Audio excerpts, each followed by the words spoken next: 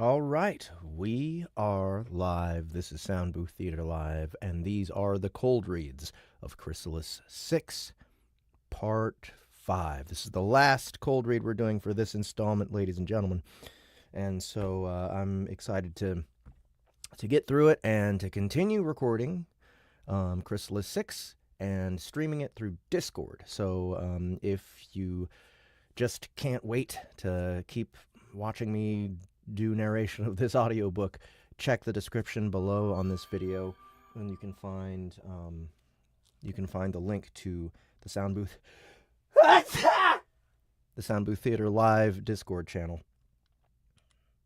Let me kill this notifications. All right. Hope you guys are having a good day. Today we are picking back up. And we are just about to start interrogating Anga, or Enga, probably Enga, who is a demon boss fight that Anthony has just encountered. Just want to say hi to everybody who's already in the audience. Zesman, I don't know if I've seen you here before, but thanks for coming. Welcome. Natividad Hopper, good morning to you as well. Tyrone Cox, good to see you. And Patrick Morgan coming in with the thwacks. Rooster Jazz, good to see you. Broken Joker, always a pleasure to have you guys as well. Now today, Rhino Z is in Australia. He is currently upside down, and so he may or may not be joining today. He suggested that he wanted to, but I think, like, anybody know what time it is on the opposite end of the world right now in Australia? It may be just impractical for him to be joining. We may see him, we may not. I'll be watching the green room to see if he pops in.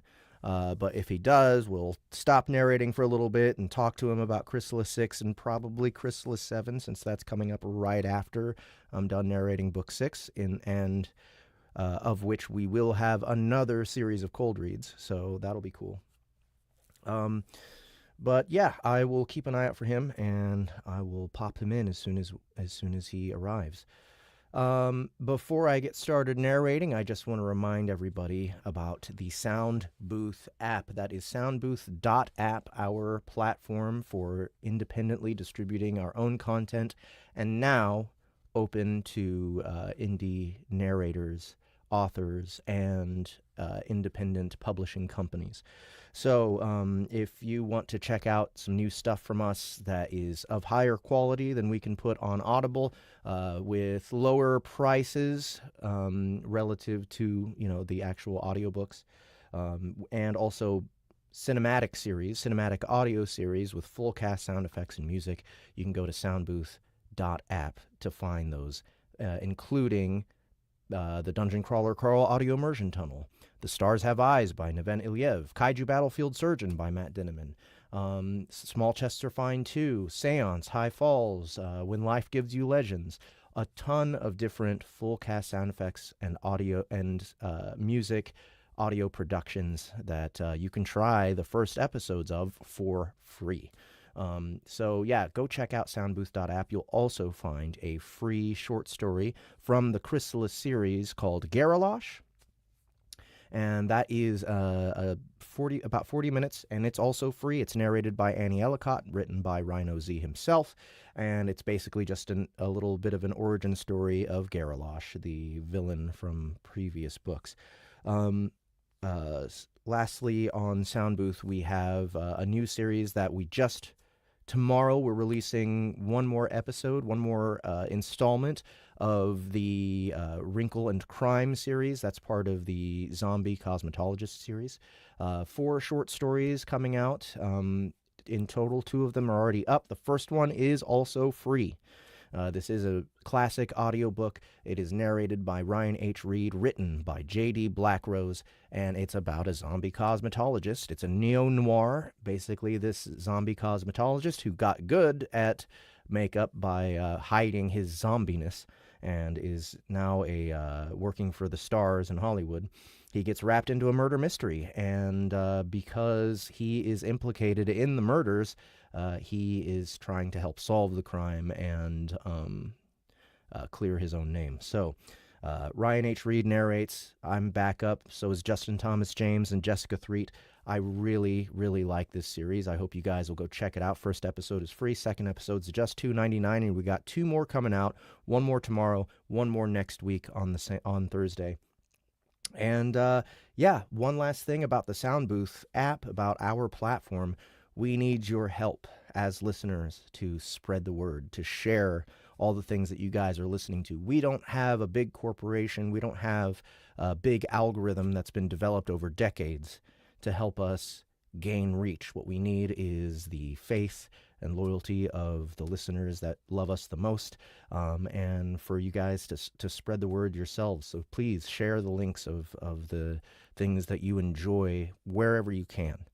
Tell people about the Soundbooth app, and if you know any authors and audiobook producers who are looking for an alternative to where they can publish, Soundbooth is here for them. So send people our way. We are continuing to develop features. We are continuing to improve the system. We are developing a sort of advertising AI bot in order to help us gain even more reach.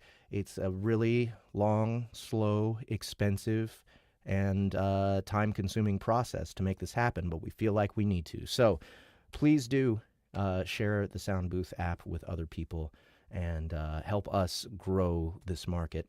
Lastly, I will talk about LitRPG Con, the very first convention dedicated to the LitRPG genre.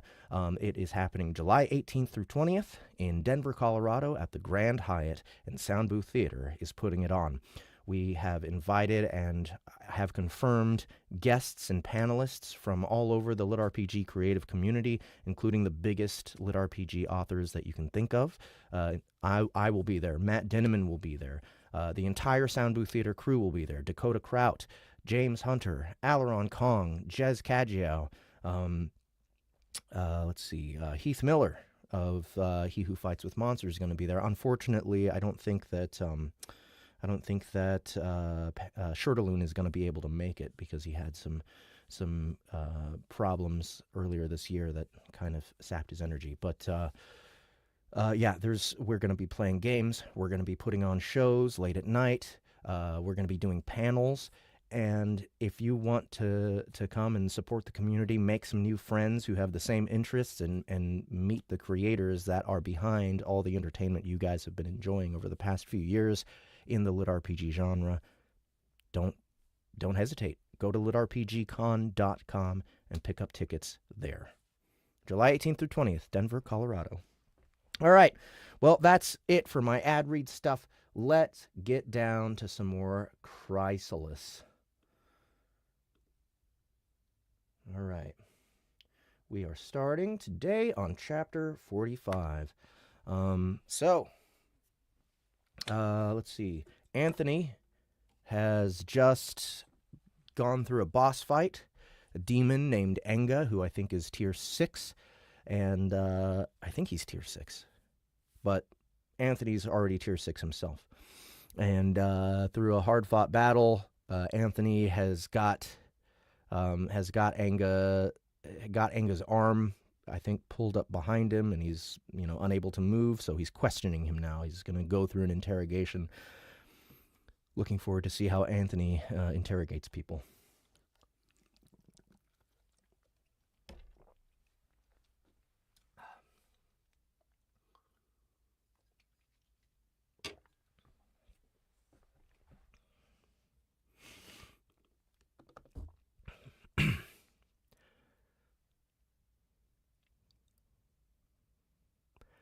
Chapter 45. Infernal Conversation.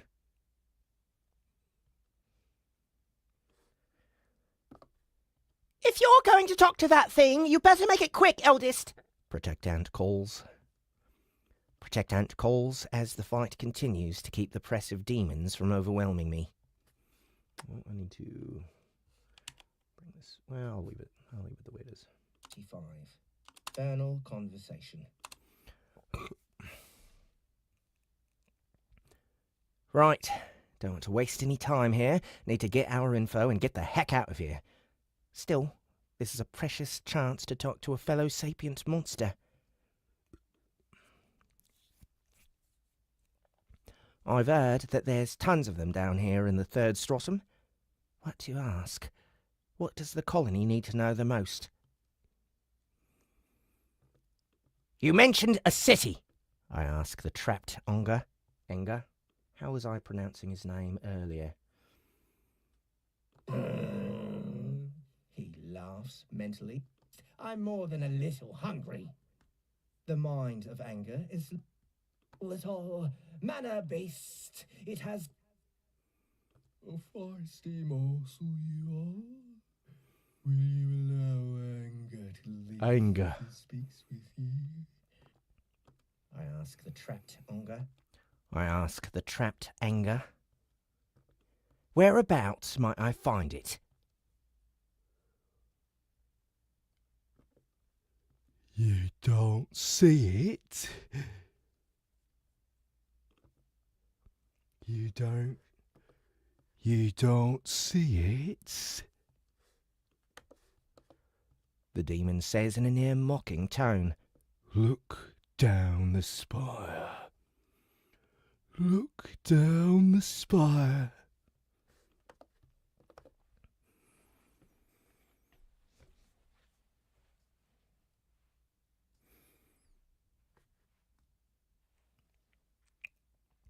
I'm going to assume the spire refers to the gigantic pillar we are close to the top of. Glancing over the side of the ramp, I can see straight down the absurd, vertigo-inducing sight of the giant stone formation holding up the roof of the third stratum. Just as before, the rocks are teeming with life forms climbing their way up, dotted by flowing rivers of lava that flow out of the pillar at Just as before, the rocks are teeming with life forms climbing their way up, dotted by flowing rivers of lava that flow out of the pillar.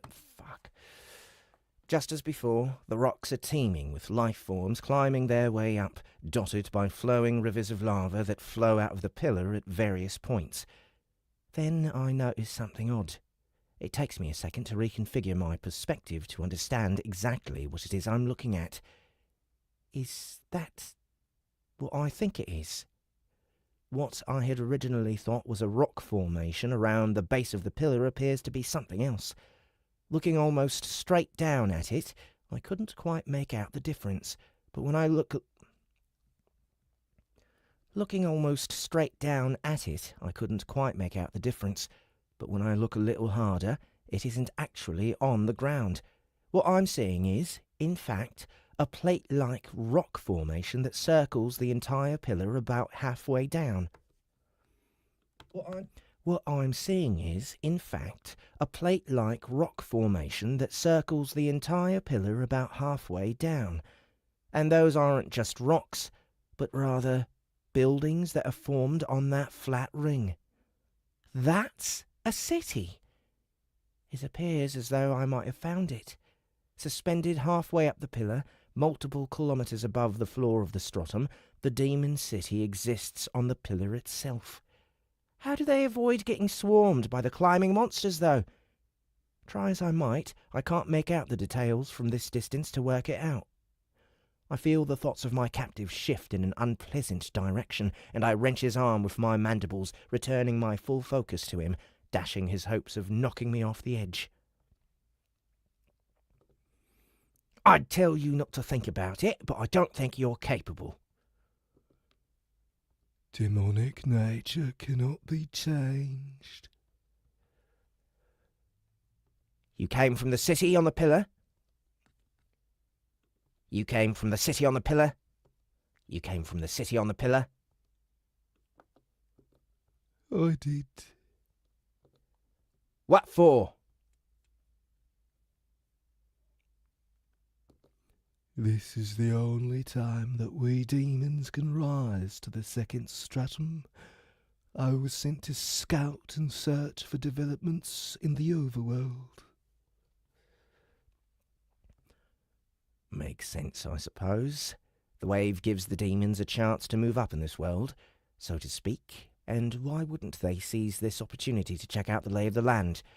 In a general sense, they have more to fear from attackers descending from above than those rising from below, since waves are rare. If an army like the Legion, or perhaps a giant colony of ants, were to start setting up shop above them, the residents of the city would probably prefer being aware of it. Even so, I feel like this is more that...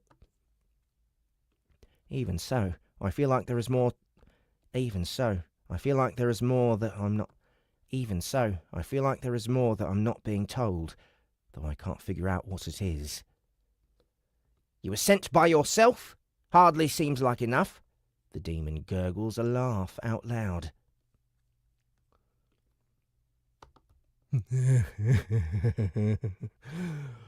A full-grown demon has little to fear moving up, usually.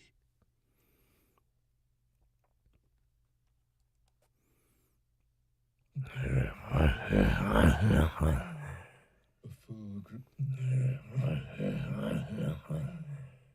full-grown demon. You're just an unlucky sap who picked on the wrong ant, I suppose. He's not wrong. How many tier 6 monsters would he run into on his climb if I hadn't been here? None, probably. Does the city have a name? Or this place? This area of the third stratum? The demon grins. You are above the plains of Lang, Bug. You are above the plains of Lang, Bug, and the city of Rockloo.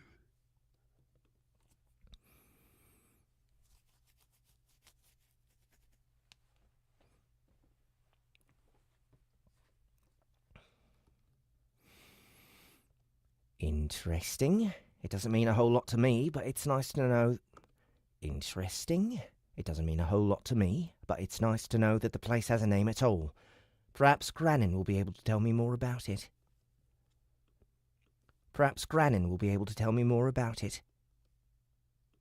So, another question that I have is what happens to you when you crawl back to your city injured, having failed your mission before you manage to leave the stratum? Another will be sent, and I will be punished. I can feel from the demon's mind that he doesn't much care. They may decide that anger's to be food and throw me to the vats. Vats? I'm not sure I want to know.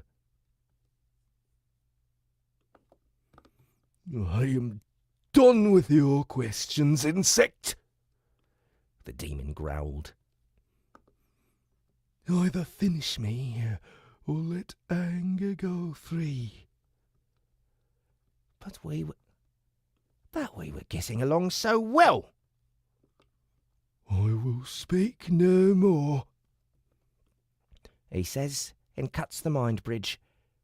It's odd that he would know how to do that, as I sense no strong ability for magic coming from him. Certainly, he didn't cast a single spell during our fight. It makes me wary, thinking that there might be further depths to this demon that I don't yet understand. Still, if he doesn't feel like talking, I can hardly take the time to try and make him whilst exposed here on the ramp. I release my bite on the demon and slowly back up, allowing him to gradually put his feet under him. With his right arm nearly severed and the tongue from his main mouth cut, anger is not much of a threat. Anger is not much of a threat. Still, I don't let up my guard for a second while he steadies himself before turning to move back down the ramp. Before he's taken 2 steps, my antennae tingle with warning and I curse, jumping to one side. The demon spins with an alarming speed and fires his one remaining tongue spear from his left arm and from near point-blank range. I don't bother to fully dodge, merely shifting my body to the left I don't bother to fully dodge, merely shifting my body to the left to put the demon between me and the edge of the ramp. With a loud thunk, the spear slams into my carapace, once again failing to penetrate all the way through. I pay it no mind, coordinating with my sub-brains to condense the air mana I need for this spell to work.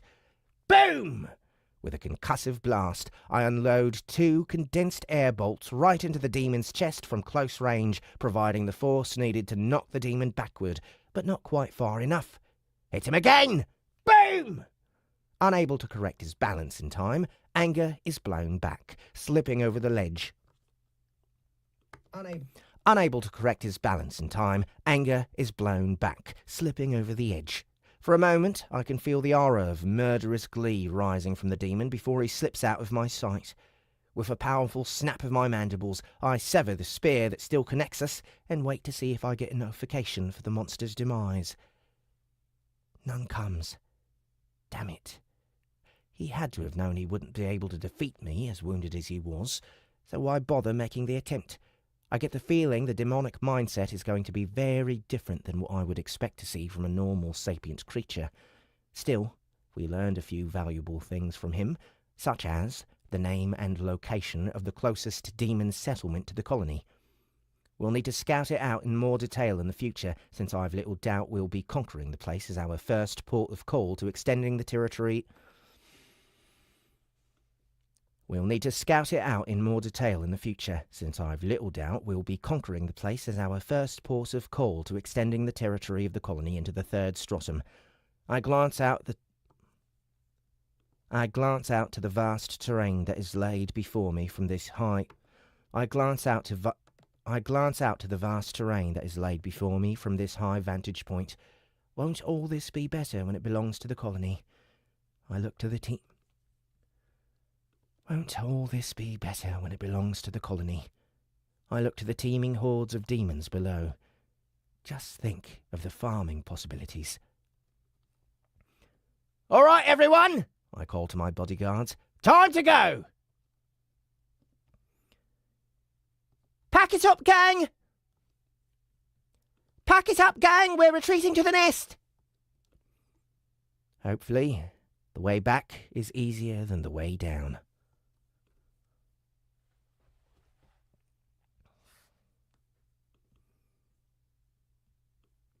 That's chapter done. I'm kind of looking forward to narrating more with the new character as well.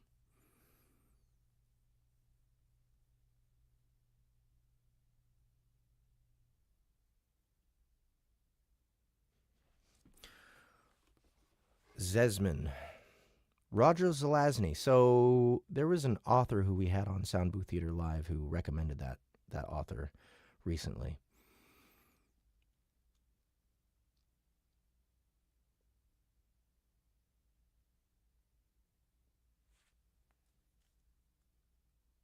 Was that you, Zesman? The Amber Chronicles.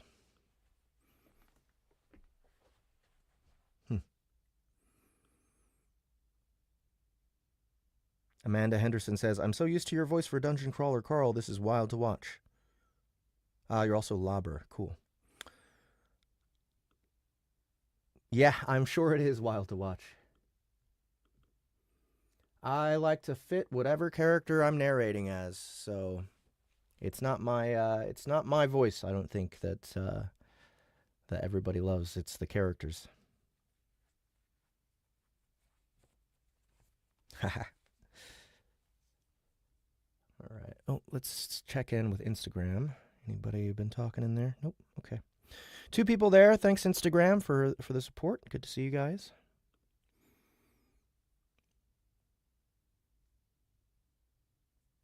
Ian Walker, is that who you're talking about, Broken Joker?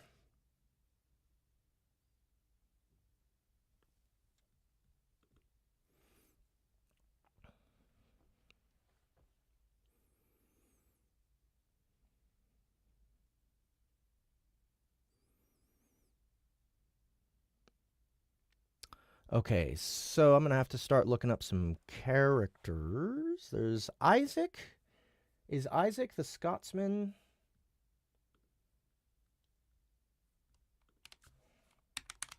Who was hitting on, what's her name?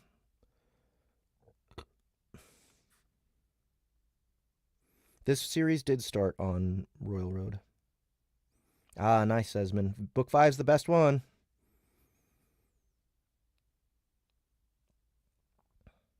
Moralia, yeah. I think I got it then. I don't think I need to look that up. Chapter 46. New Recruits. Fall! Fall, you interlopers, invaders, and unbelievers! You are the nutrients provided by the dungeon to grow something greater!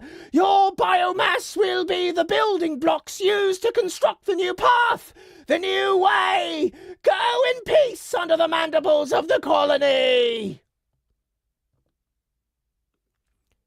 Bane orated, his sonorous voice roiling. Bane orated, Bane orated, his sonorous voice rolling through the tunnels like wind. Give it a rest, would you? Give it a rest, would you? Isaac muttered, relentlessly working his spear alongside the soldier ant next to him. Why he wasn't back on the surface patrolling the quiet streets of Renewal and enjoying the new ale being brewed up there, he still didn't know. Instead of relaxing and putting his feet up, here he was in the dungeon, fighting alongside the colony and several other surviving members of the town guard, getting an earful from the mad preacher while they were at it.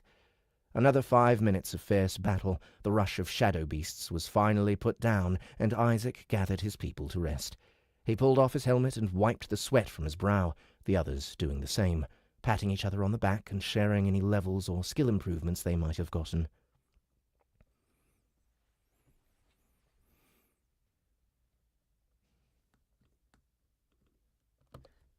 Friend Isaac! Came a voice from behind. Ah, plops, he cursed, before turning with a smile to see the one-armed priest approaching, hunched over due to the weight of the shield he bore on his back. Isaac pulled a face. I'm not sure you really need to be carrying that thing around. I'm not sure you really need to be carrying that thing around. Do you even get a strength bonus from your class?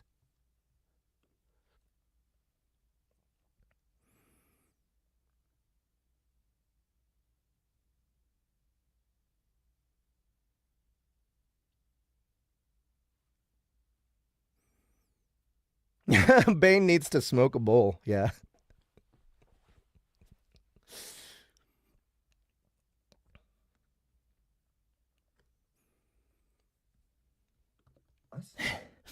I do not, the priest said, breathing heavily.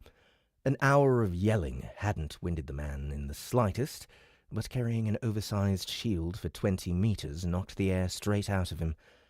Classes, what a thing. The vagaries of the system were nothing new to Isaac. He was born and bred in it, had never known a life without it. But the burden is light, as I am strengthened by my faith. The shield of righteousness is my burden to bear, as decreed by the Great One directly. Did the Great One really decree that? Isaac asked skeptically.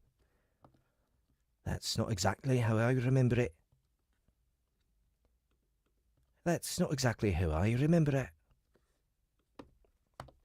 One must allow some interpretation of the Great One's actions, the priest said. Defensively. Would you rather I bother them endlessly with questions about everything they do or say?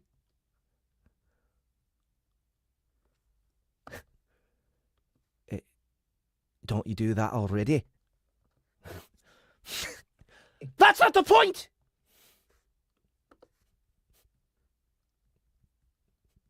Or say? Don't you do that already? That's not the point!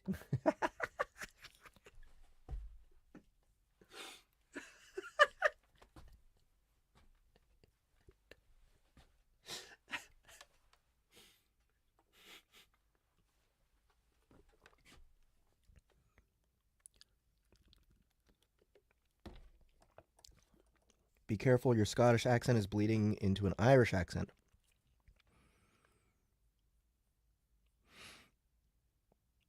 Can anybody corroborate? Here, I'll play it again. Would you rather I bother them endlessly with questions about everything they do or say? Don't you do that already? That's not the point! Well, that is a question. Bane's face turned a touch red, and Isaac had to take in the whole man for a moment. Bane's face turned a touch red, and Isaac had to take in the whole man for a moment. It was more than a little unusual for him to be this flustered. Bane looked tired, worn out by some internal struggle. Though every instinct in Isaac's body screamed in warning, he gripped the insane priest on the shoulder. "Are you all right, man? You don't seem like yourself."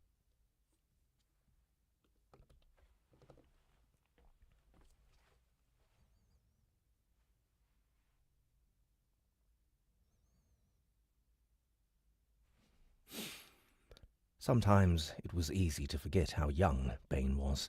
He normally moved and spoke with such purpose and determination that the... He normally moved and spoke with such purpose and determination that the normal hesitance and vulnerabilities of youth were invisible in him. He normally moved and spoke with such purpose and determination that the normal hesitance and vulnerabilities of youth were invisible in him, burned away by the heat of his conviction. In this moment, Isaac was reminded that he was, in fact, the older of the two of them.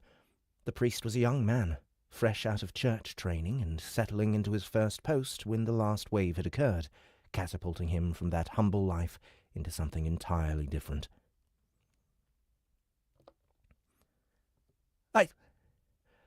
I'm fine, Bane replied, blinking in surprise as the anger and frustration just seemed to leak out of him, leaving him appearing more like a confused young man than Isaac had ever seen him. I think I'm just tired. There has been so much to do. It's not mana sickness, is it? Have you been back to the surface recently? Oops.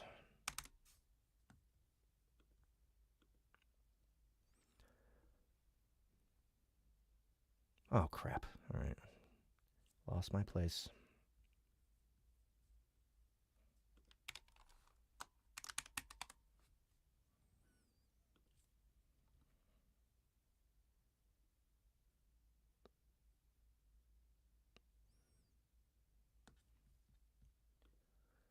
It's not mana sickness, is it? Have you been back to the surface recently? Surface? Surface? Have you been back to the surface recently? It's not mana sickness, is it? Have you been back to the surface recently? Bane slowly shook his head. No, I'm fine. I'm being careful. So? What is it? Isaac tried to encourage him.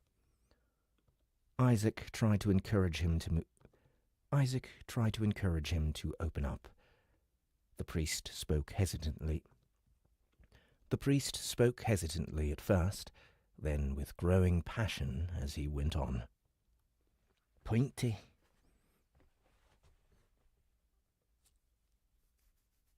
The Grail!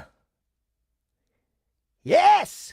But be warned, it is in a cave guarded by a creature so vile, so cunning. As he went on.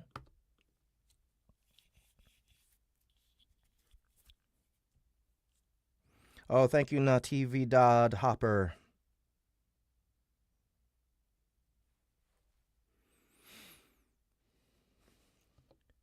There is just so much to do.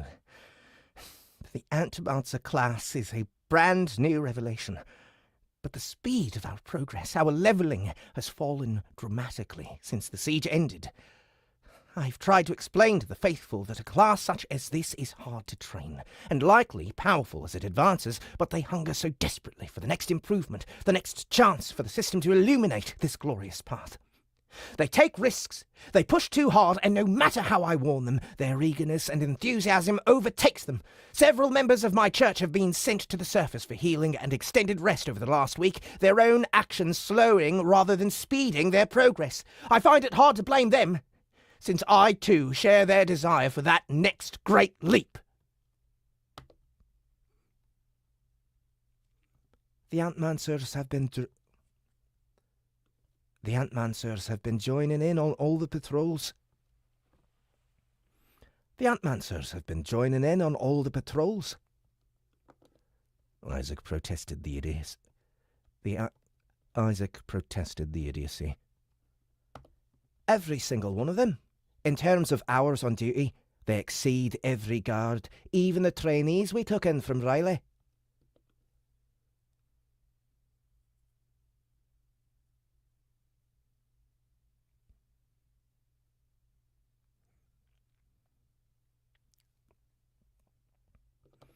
What a pain in the plops that'd be for Isaac. What a pain in the plops that'd been. What a pain in the plops that'd been for Isaac. As the citizens of the underground city had grown more and more accustomed to life under the... As the citizens of the underground city had grown more and more accustomed to life under the rule of the ants, they had increasingly grown to like it. To the poor and working people, the colony were liberating heroes.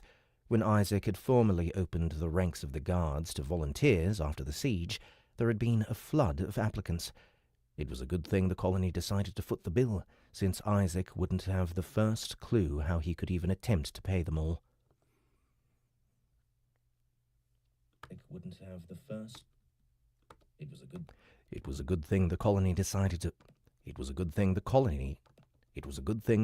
decided to foot the bill, since Isaac wouldn't have the first... It was a good thing the colony decided to foot the bill, since Isaac wouldn't have the first clue how he would even attempt to pay them all.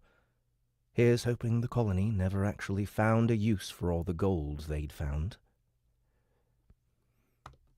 Yes, but to them this simply isn't enough, Bane said. And the new members of the flock are often misguided and need a great deal of teaching, lest they do or say something that tarnishes the image of the Great One and undoes our work spreading the word. This has been a nightmare to manage, and it has been some days since last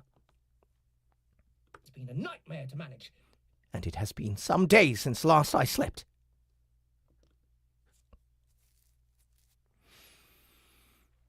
The priest rubbed his eyes, and Isaac got a clear look at how lined and webbed with red they were. By the path, man, Isaac cursed. How the hell are you on your feet? You need to get your arse to bed. Don't curse, the priest admonished with a faint smile. I'm serious, man. Even the colony has a mandatory... rest rule. Bane blinked. I'm sorry, what?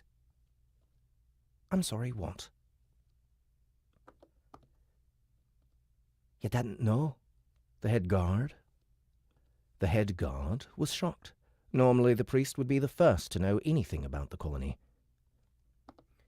The, Great One mandated rest. The, Great One mandated rest for every member of the colony. I think they were sick of colony members trying to work themselves to death all the time, so they implemented this rule. They're pretty damn serious about it. I've seen ants dragged kicking into the shadows to rest before. I've seen ants dragged kicking into the shadows to rest before. No, before.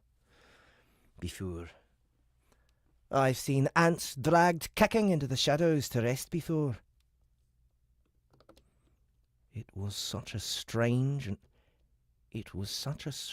and horrifying sight that Isaac shuddered upon recalling it. There was something so disturbing about the silent screams which emanated from what... There was something so disturbing about the silent screams which emanated from that ant as it was pulled into the darkness. Absolutely chilling on a level he didn't quite understand. He came back to himself and turned his attention to the priest. For whatever reason, the mad fool was suffering, and perhaps he, Isaac Bird, could be of assistance for once. Instead, it was as if he'd stuck his head too close to a furnace.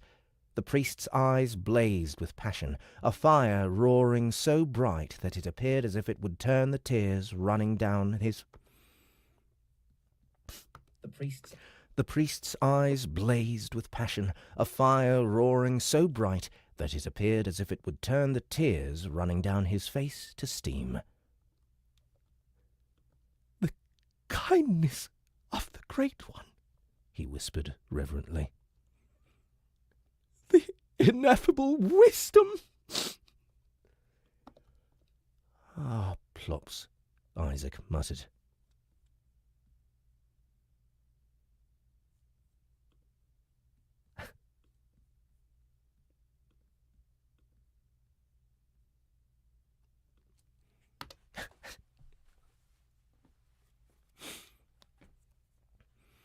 Chapter 47.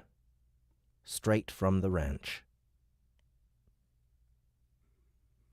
It was with no small amount of pride that Sloane watched the first shipment of biomass come in from the newly established farm around the nest.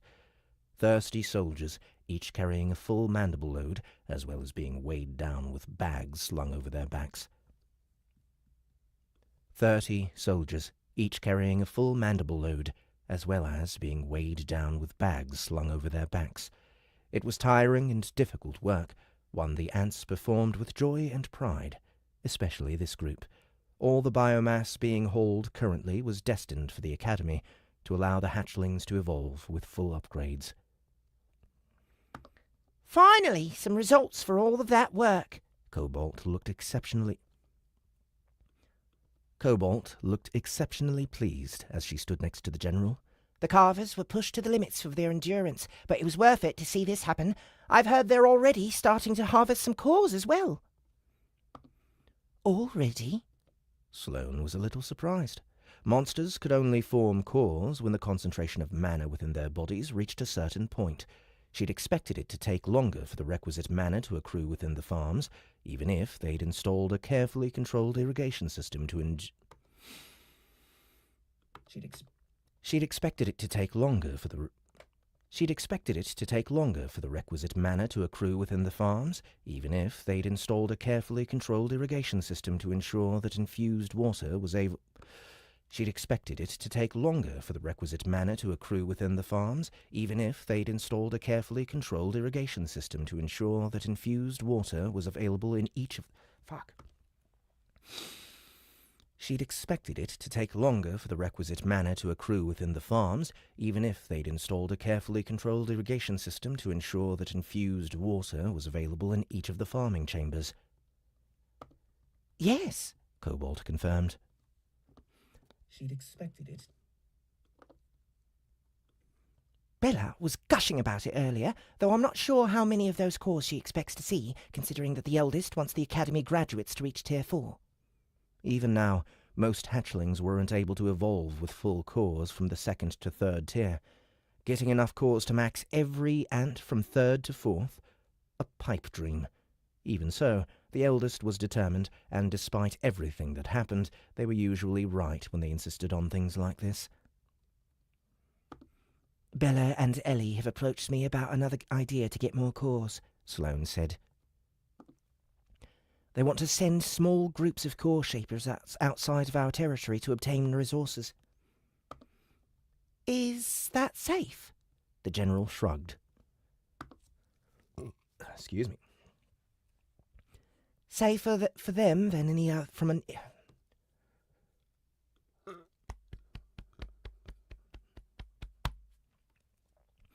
Safer for them than for any other caste. Each has 2 or 3 pets that they can use to fight, which means 2 of them pairing up actually brings 4 to 6 combatants who each need cores, biomass, and experience to be effective. They won't get any of those things if they hang around here. We need every scrap for the hatchlings. I approved the idea. They've already started heading out.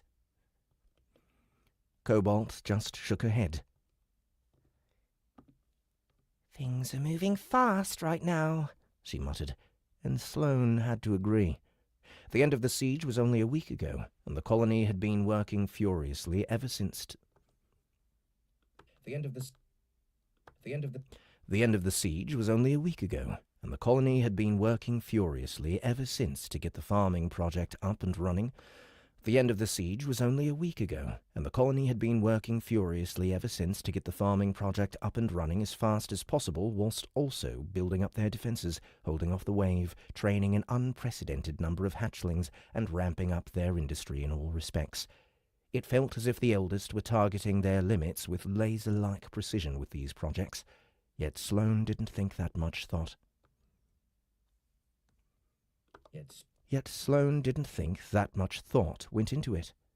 Not that she'd ever say that out loud, for fear that the eldest would find out. The two council members enjoyed a few moments of quiet as they watched their family rushing about on the thousands of tasks that needed doing, enduring the occasional pheromone message of slackers or stop being lazy. It was only when they saw a large scout blazing a trail through the many other ants on the trails that they perked up. Burke! Where are you off to in such a rush? Cobalt called out. The scout stuttered to a stop, her legs pumping hard to slow her The scout stuttered to a stop, her legs pumping hard to slow her momentum before coming to rest in front of them. Whew. Just had word from an outlying scout relay that the eldest has been spotted on the way back. I was rushing to get word back to the council.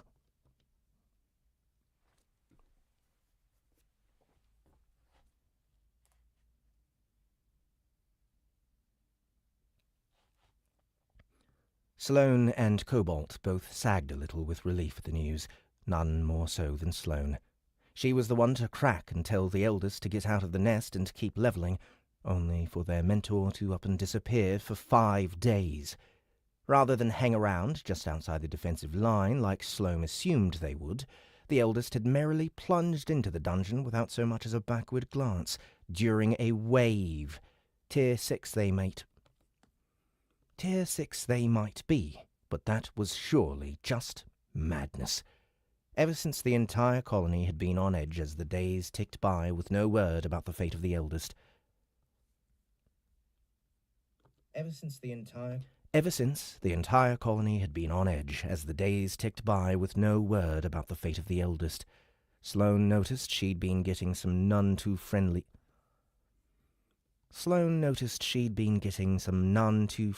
glares as she moved about the tunnel.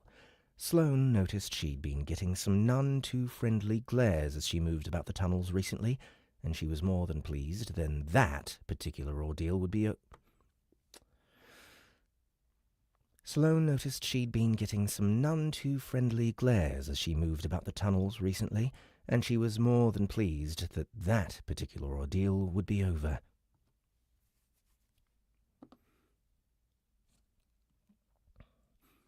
Any idea how far away they are? Sloane asked. Not too far, I hope.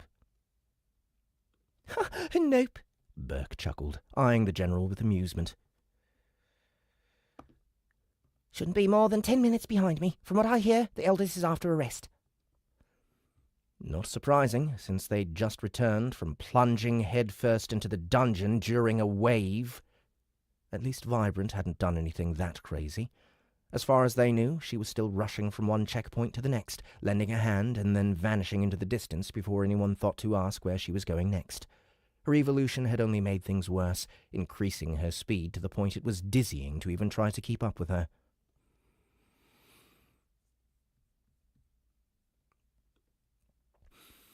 A general buzz of activity and excitement started to build within the chamber as word got round that the eldest was on their A general buzz of activity and excitement started to build within the chamber as word got round that the eldest was on their way back to the colony and would be here shortly.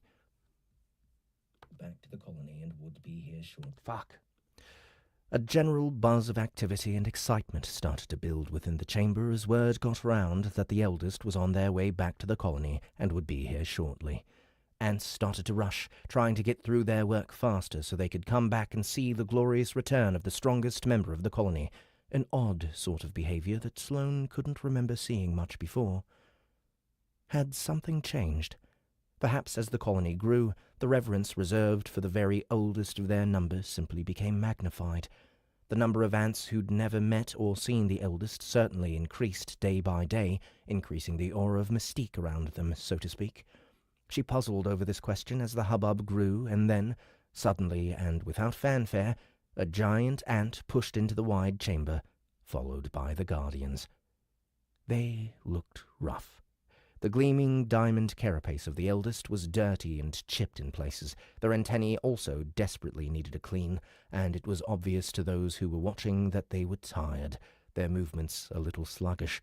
The great ape looked even worse. A mass of injuries and filth was caked over each and every part of the armor. The great ape looked even worse. A mass of injuries and filth was caked over each and every part. The great ape looked even worse. A mass of injuries and filth was caked over each and every part of armor still strapped to his body. The shadow looked much the same as always, her darkness impeccably clean and without stain. The eye was similarly clean, though several small injuries marred his tiny body. It was with some trepidation that Sloane stepped forward to greet the eldest on their return. "Welcome back," she said. "I hope everything went well." The eldest blearily swung their antennae about before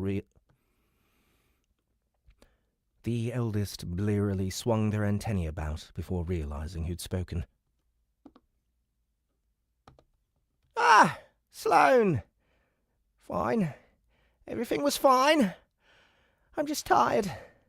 The third stratum is crazy. You've got to see it to believe it. Biomass for days down there if we can get it. Anyways, sleep. Bye."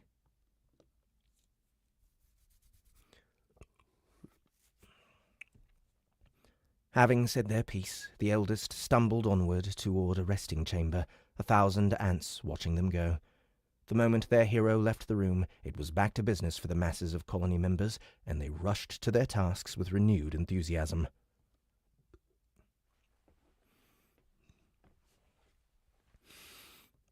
Sloane was stunned. "Did they say third stratum?" she muttered. Cobalt and Burke nodded, not trusting their pheromones to properly reply. Not trusting their pheromones to properly reply. "What sort of madness would inspire them to go to the third stratum in a wave?" The general wailed.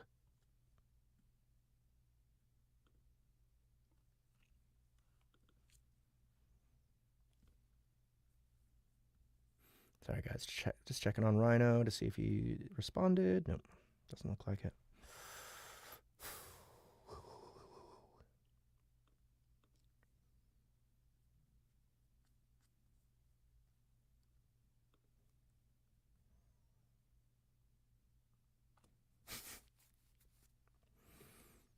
Does that mean we're getting the next what soon?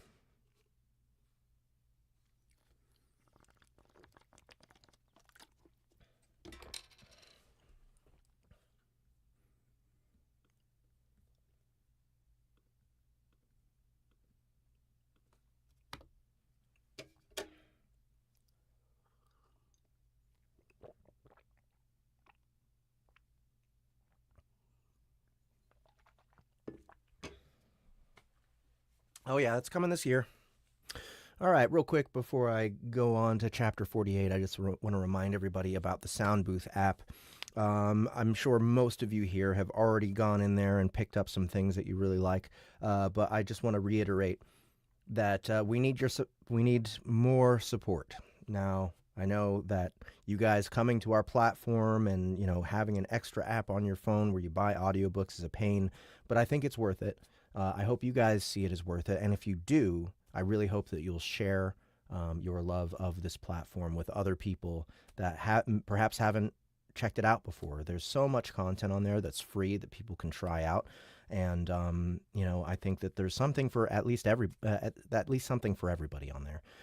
So yeah, please share our app. Please tell people about it. Spread the news. We need the support of our favorite listeners and the people who love our content the most, so that we can build this platform to be something bigger and better and something that's more viable for us to actually publish through. Audible is, it is what it is. It's a big corporation, and it has all these algorithms and infrastructure in place that helps make it the number one destination for everybody to listen to audiobooks. But I think that it's time for competition. I think it's time for the market to evolve some more and to fill out.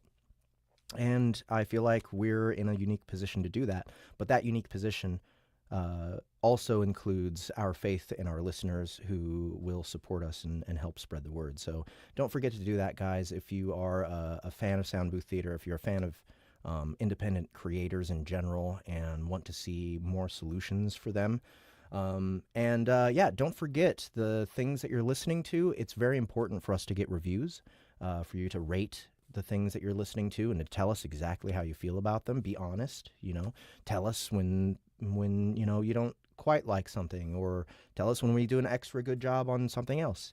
Having conversation about what's on the app and what people are listening to and what's what people like and dislike is really important to develop more interest. And don't forget, there is a subreddit now for Soundbooth, r/Soundbooth. And if you guys can, start making posts in there about the things that you listen to, reviews would be a great type of content for that Reddit page.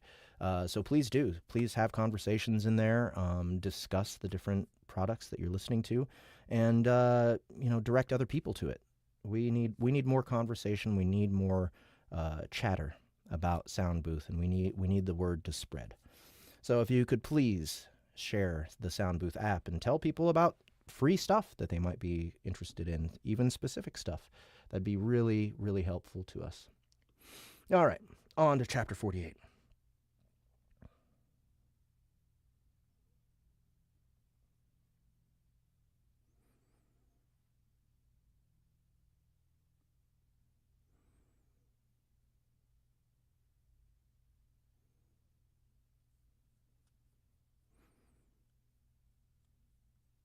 Thanks, Patrick. Really appreciate it. Hey, thanks, Dirk. Yeah, there's conversations already started in there. Just join them. Especially and if you see a conversation that people are talking about a production that you haven't checked out yet, and it starts intriguing you, listen to it so you can join the conversation.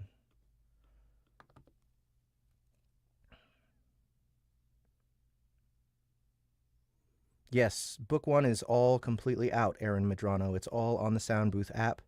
You can buy the entire season 1 with one click of the button, and you get a discount that way. All 8 episodes. Chapter 48. Resting Up.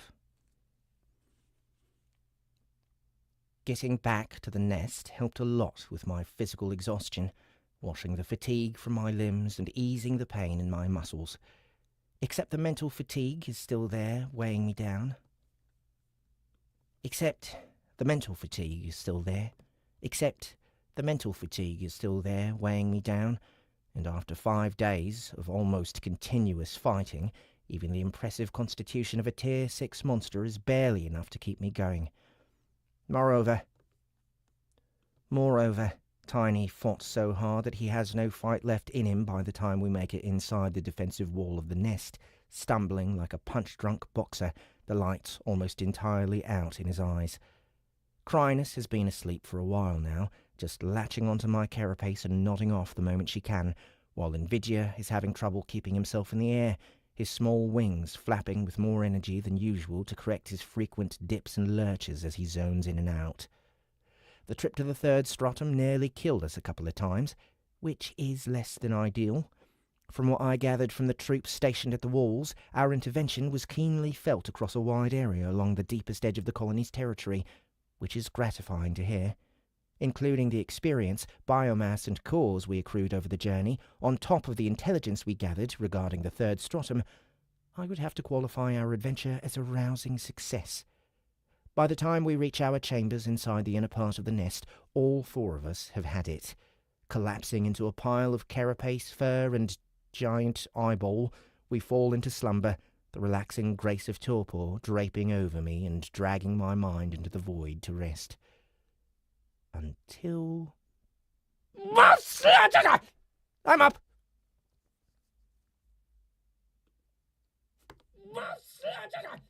I'm up!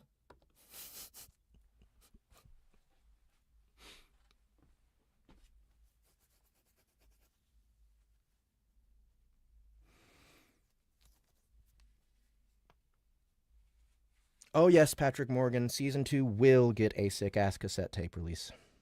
What's up, MPX? It's going well, how about you?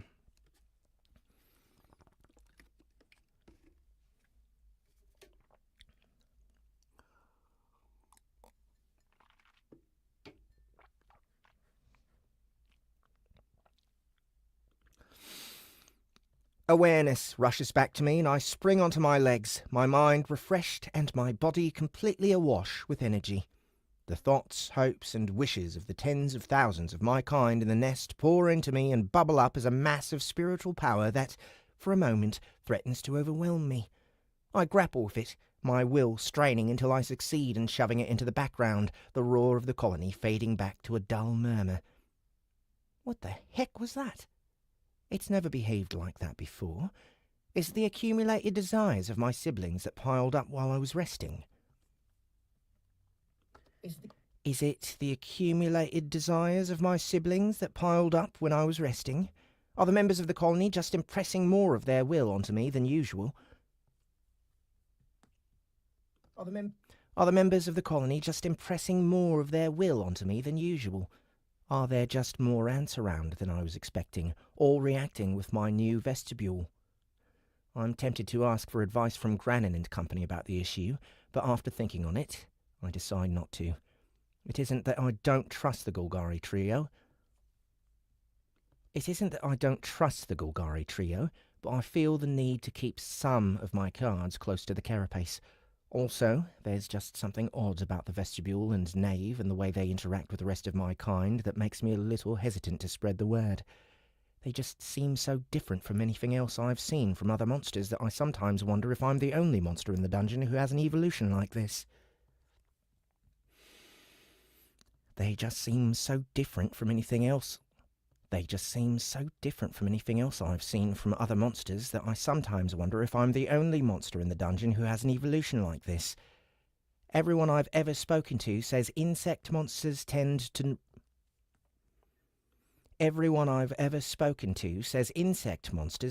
not reach tier 5 or 6, so it might be entirely possible. Ah well, something to worry about another day. I rouse Tiny, Crinus and Invidia, who wake with some reluctance, especially Tiny. There's so much to do, so much to see. Time to charge out of the chamber and get to work! As always, it's go, go, go in the nest, with ants rushing hither and thither on their... As always, it's go, go, go in the nest, with ants rushing hither and thither on the innumerable tasks following the dozens of scent trails that lead to every destination in our territory. Such is the hubbub that it takes longer than usual to make our way to our destination, but we find our way to the Core Shaper's workshop, where Bella and Ellie are busy.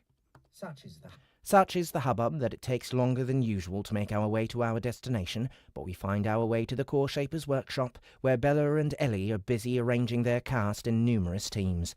There are 30 ants gathered into groups of 3. When we arrive, each neatly lined up and listening to Bella give a grand speech on their mission. She stumbles to a halt when I arrive, and I find myself the centre of attention as each of them turns their attention to me. Hi. Don't stop on account of me. I wave an antenna awkwardly. Nonsense, eldest. Ellie rushes over to welcome me. How nice of you to visit us when you're so busy. You haven't stumbled across any other revolutionary core-shaping techniques on your latest outing by any chance? She gushes, stars practically gleaming in her eyes. No. I crush her dreams immediately. But I did bring you a couple of gifts. Chrysalis, from my back, Chrysalis extends a tentacle that arches back until it plunges into her own mass, fishing around, then emerges with a small... From my back, Chrysalis extends a tentacle that arches back until it plunges... From my back, Chrysalis extends a tentacle that arches back until it plunges into her own mass, fishing around, then emerges with a small cache of cores gripped in a curl of shadow flesh.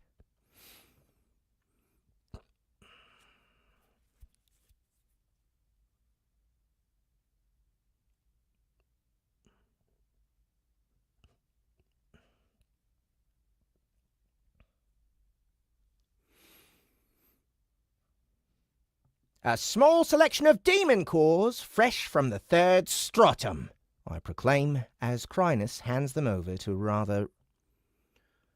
I proclaim as Chrysalis hands them over to a rather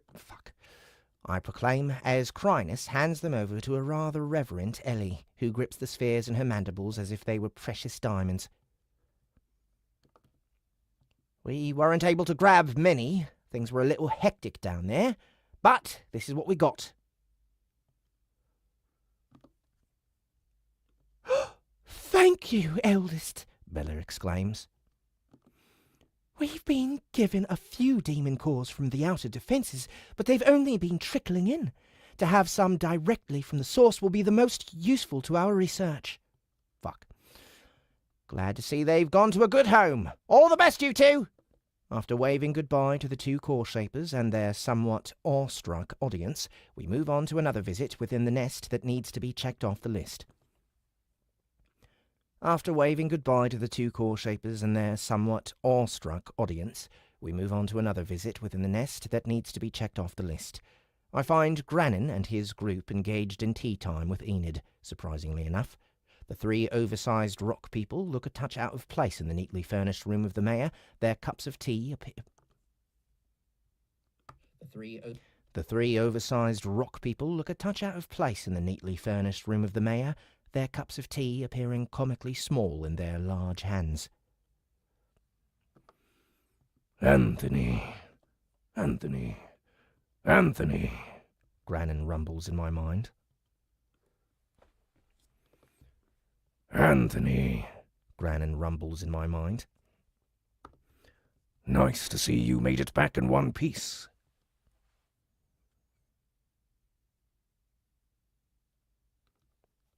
Did you know the third stratum was like that? I demand. It's freaking hot down there! He raises one stone-carved eyebrow.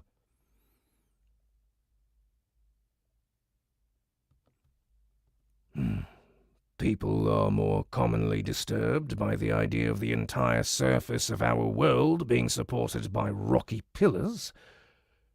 But sure, yes, it's very hot. Also that? What the heck is going on there? You cannot possibly tell me those rocks are strong enough to hold up the gajillions of tons above them. Nice to see you too, Anthony, Enid says, and takes a long sip of her tea. Ah. Sorry, Enid, my manners have totally gone begging. How's things been with you? I trust renewal is doing well. She laughs.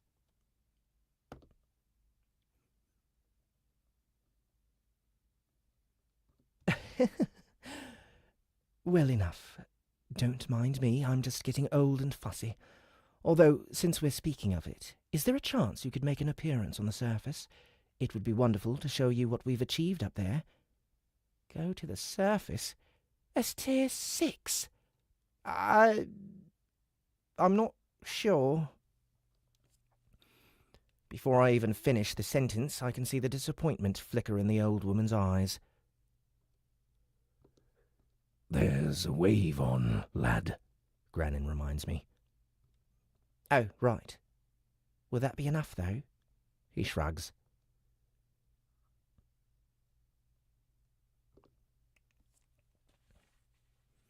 If the three of us tag along and help channel mana for you, I think you'd be able to manage for a little bit.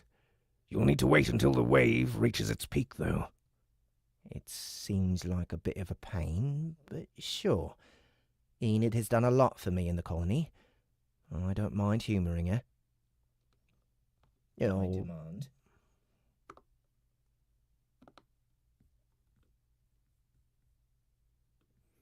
All right then, Enid.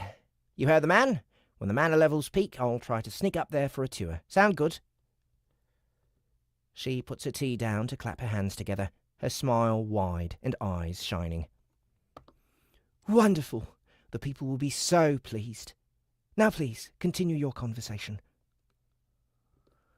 Why are you interrupting me anyway? Granin demands gruffly.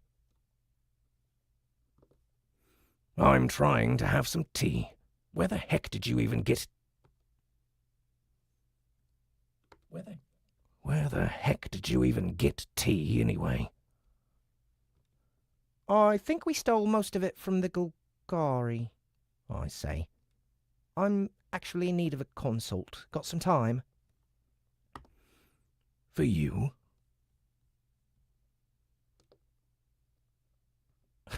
Obviously not. I jerk my antennae back towards Tiny and Crinus. For those two.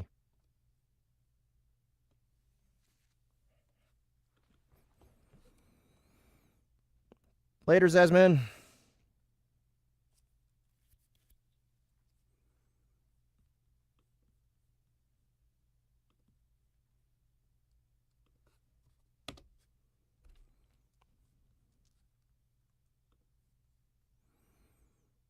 Down in Creative Studios. This is so fascinating, watching the art and the process in action. Thank you for sharing with us.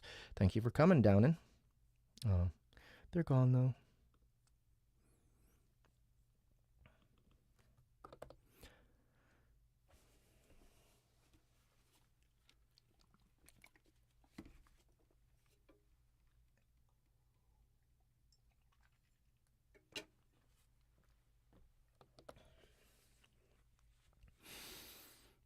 Chapter 49. Flowing Spirit. Discussions with Granin take a few hours. We discuss and weigh the different possibilities that may await my pets upon their evolution to the 6th tier. Neither has reached the required level as of yet, but their mutations are close to maxed out, and I thought it prudent to draw... Neither has reached the required level. Neither has reached the required level as of yet, but their mutations are close to maxed out, and I thought it prudent to draw on Granin's wisdom earlier. Neither has reached the required level as of yet, but their mutations are close to maxed out, and I thought it prudent to draw on Granin's wisdom earlier rather than later. Since he and I are both currently in the nest, may as well make the most of it. Trina and Corrin are eager to pitch in, offering their own suggestions, which are measured by their senior before he gives his own opinions. As the time passes, we narrow the better choices for the pair of monsters, Crinus listening intently whilst Tiny sleeps in the corridor. One thing you must do, Granin stresses repeatedly, is raise Tiny's intelligence so he can use the manual evolution menu before he evolves. It'll cost him a good amount of might, but he can gain that back and more when he goes through with it. Normally, for pets like this, you would develop the pet skill tree a little more to the point that you're able to handle their evolutions for them.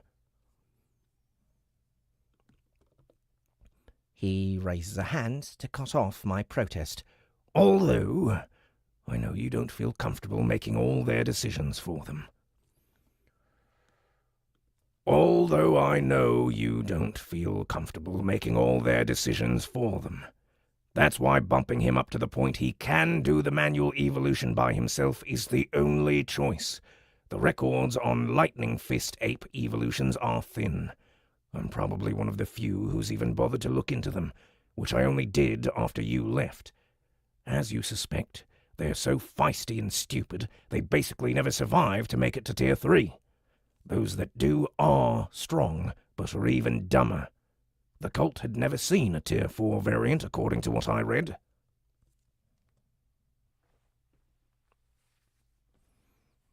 Bradley Jeffries asks, so what all projects are you currently narrating? Just this, and working on... I just finished The Grinding, which is almost finished. We're close to finishing that one. I'm doing voices for 24-Hour Warlock, which is part 3 of the Warlock Chronicles by Shammy Stovall.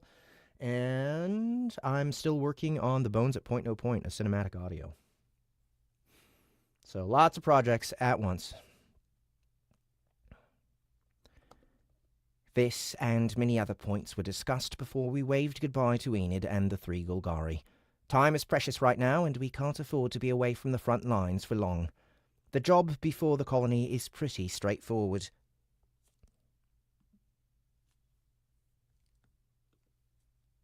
Forward. Ride out the wave whilst dragging in all the resources we possibly can. For myself, that means getting Tiny and Crinus to Tier 6, as well as levelling up my bodyguards to Tier 5. The collective experience needed is massive, and it's going to take a heck of a lot of grinding to get the job done. Which means we need to get back to it. Rushing through the nest, it isn't long until we find ourselves the centre of attention moving through the masses of ants. We do stick out a touch, my pets and I.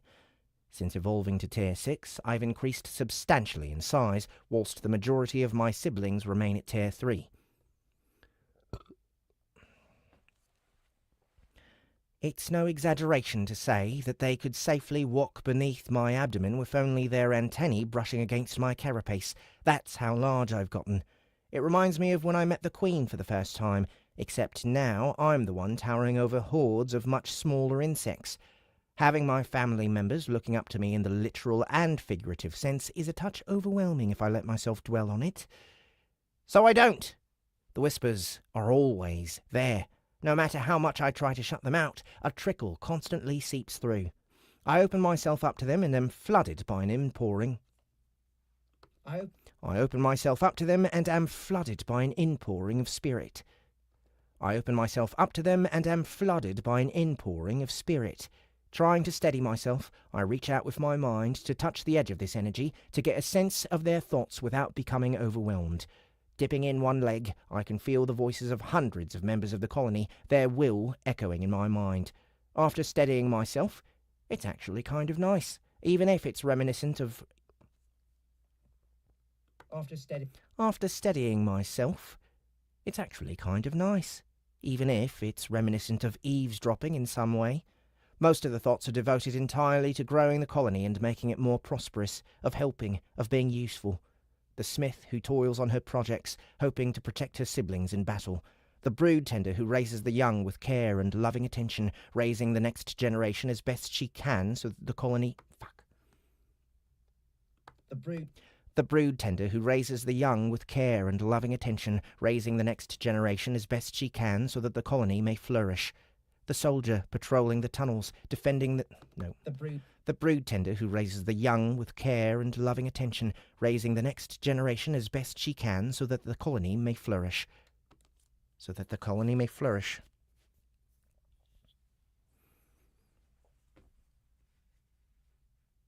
Oh, I've already cold read Tol-Sarath.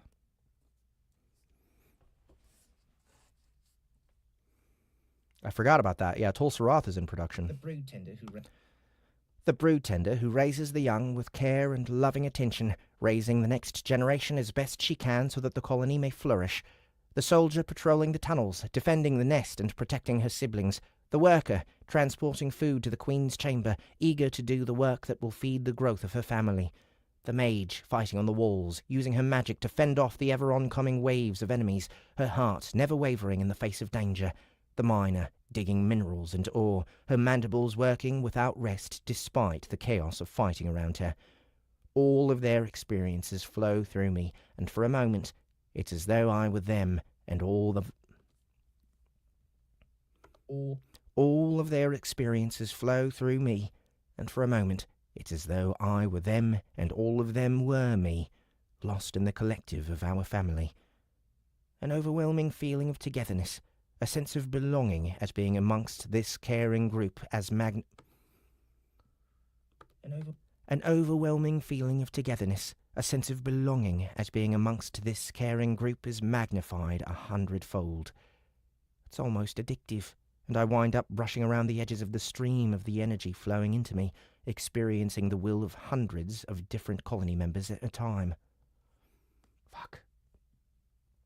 It's almost addictive, and I wind up rushing around the edges of the stream of the energy flowing into me, experiencing the will of... Oh, fuck.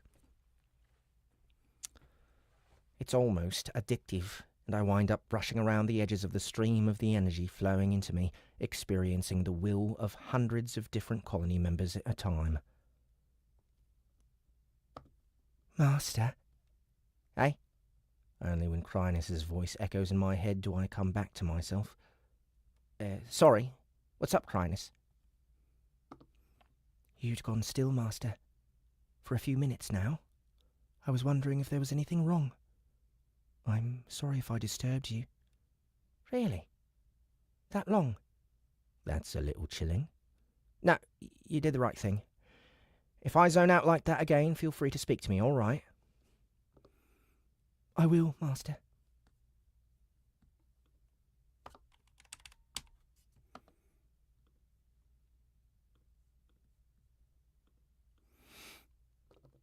She replies, happy to be praised. Yeesh. The more I learn about the vestibule and its new addition, the nave, the less I understand them. Having the vestibule reformed using soul crystal has massively magnified the effect the organ has.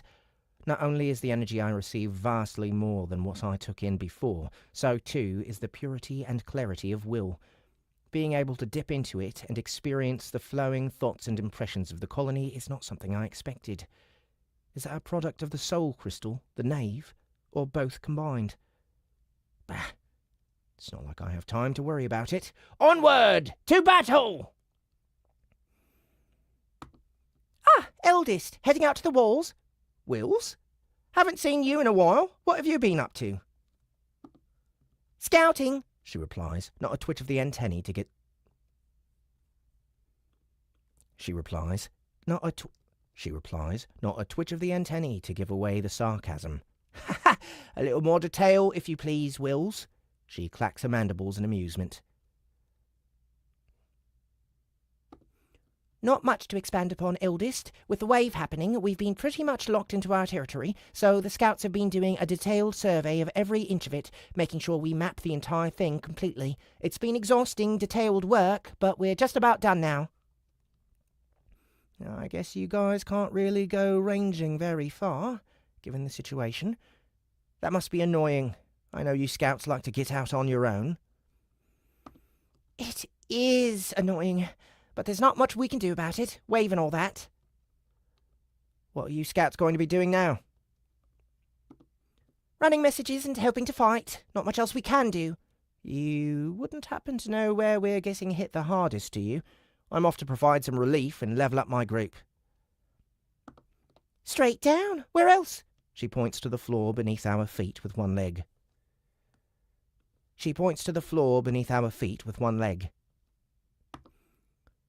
That's where the majority of demons come, along the lower edge. To the sides, it's mostly shadow creatures. That's what I thought, but it never hurts to check. Care to come with, since you're off fighting anyways? Let's get to it. Wonder if Vibrant has made her way down there yet. What's up, Antonio Late? Day is going great. Elemental Gunslinger, I don't know. I don't think there's a second book written yet. The response to Elemental Gunslinger isn't as good as we would have hoped. But maybe we'll bring it to the platform and give it another try. If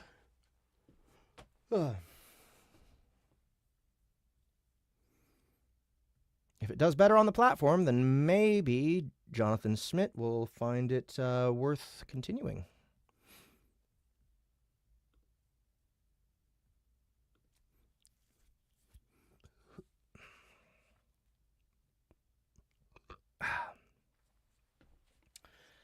Chapter 50. The Grind of War.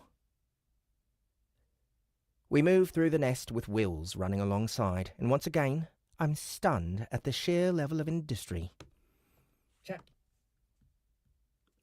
We move through the nest with Wills running alongside, and once again, I'm stunned at the sheer level of industry that the colony has grown to.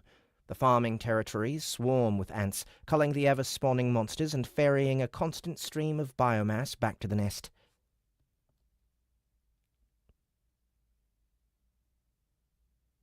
Let's try that again. The farming territories swarm with ants. The farming territories swarm with ants, culling the ever-spawning monsters and ferrying a constant stream of biomass back to the nest. From there, the food will be transported around the territories to the queens, the satellite nests, and the academy. Biomass is the lifeblood of our growth, and an endless river of it. Biomass is the lifeblood of our growth, and an endless river of it is. Biomass is the lifeblood of our growth, and an endless river of it is flooding. Fuck me. Biomass is the lifeblood of our growth, and an endless river of it is flooding into the colony such as we have never seen before. For however long the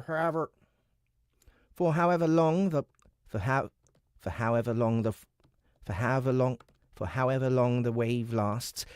For however long the wave lasts. Fuck.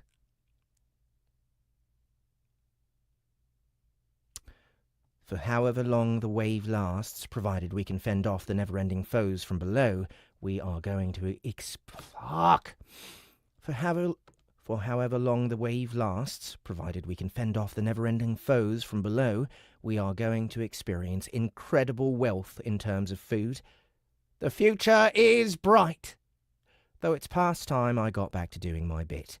Past the farms and deeper into the tunnels, we come across the emergency medical facilities, packed with wounded soldiers and other castes with heavy injuries. Medics fuss and fidget over them, using their medical skills to heal as best they can, feeding biomass to the injured in order to speed up the healing process. Beyond them, we come across the inner walls, each manned with a full complement of ants despite the wave not having penetrated this deep. As we progress deeper and farther from the nest, we pass more layers of fortifications, walls, traps, pits, barriers, and spiked ramparts, many still being worked on by perfectionist carvers. They're preparing for another round of satellite nests?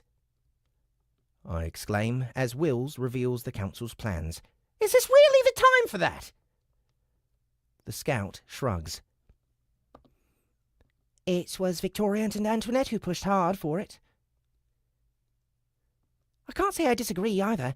It takes a significant amount of time to lay the groundwork for a new satellite nest. The territory needs to be mapped out. The construction and preparation of the tunnels takes time. Forging the gates, gathering the resources for enchanting. The egg-laying chambers will need to have the dungeon veins removed. There's a ton that goes into it. I get that, but how exactly is any of that supposed to take place during a wave? It seems like madness to me. The preliminary work can get done. Tungsten and Cobalt are already working on designs and poring over the maps we were able to build before the siege started. For now, I think they're hoping to build 4. 4?! Yep, with 2 queens in each. From what I gather, they'll be built quite a ways away, but together in a cluster, if you take my meaning. Since they'll be so far from the main nest and we can't support them at short notice, the idea is that they'll be able to lean on each other when needed. Another 8 queens. If each is laying at maximum capacity, just how many eggs is that going to be per day? Possibly pushing 1,000? Holy moly! And that number will only get higher. When they further evolve, they could produce double that, maybe even more. Oi! Oi! Things are getting out of control here, aren't they? What the heck is the vestibule going to be like when there are literally millions of us? Do I even want to think about that? I know ant colonies on Earth can grow into the millions, that's not surprising, but thinking about my colony, with giant, thinking ants, it paints a different sort of picture. How are we going to feed that many grubs? All of a sudden, the vast farms the colony has constructed feel entirely too small. We need to scale up! Quickly! Even so, the council really did take my call to be ambitious seriously, didn't they? 4 more satellite nests already in planning. The expansion of the colony really is speeding up to an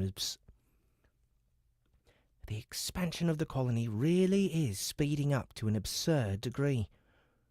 Whilst I'm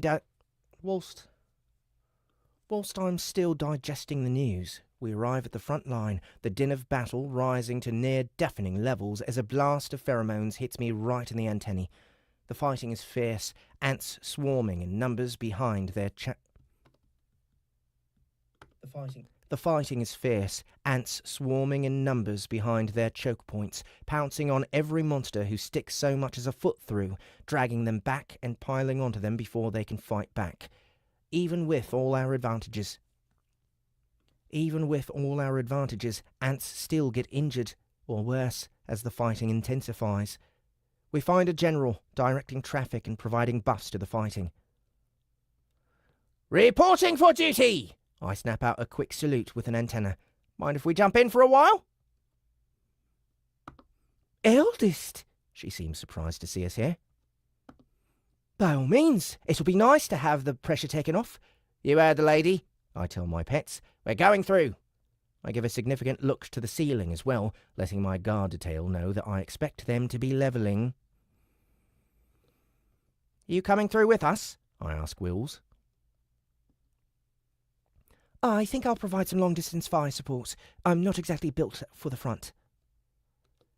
Suit yourself, I shrug. We charge forward, giving little warning to the ants who scurry out of the way. I burst straight through the choke point and drive into the horde of scratching, biting and clawing monsters on the other side, my mandibles gnashing for battle. Doom Chomp! Notifications ring in my mind, but I pay them no heed. With a little space created, Tiny bursts into the gap, his roar of fury and joy ringing from the stone walls as fists of light manifest and snap out with blistering speed. Get to work!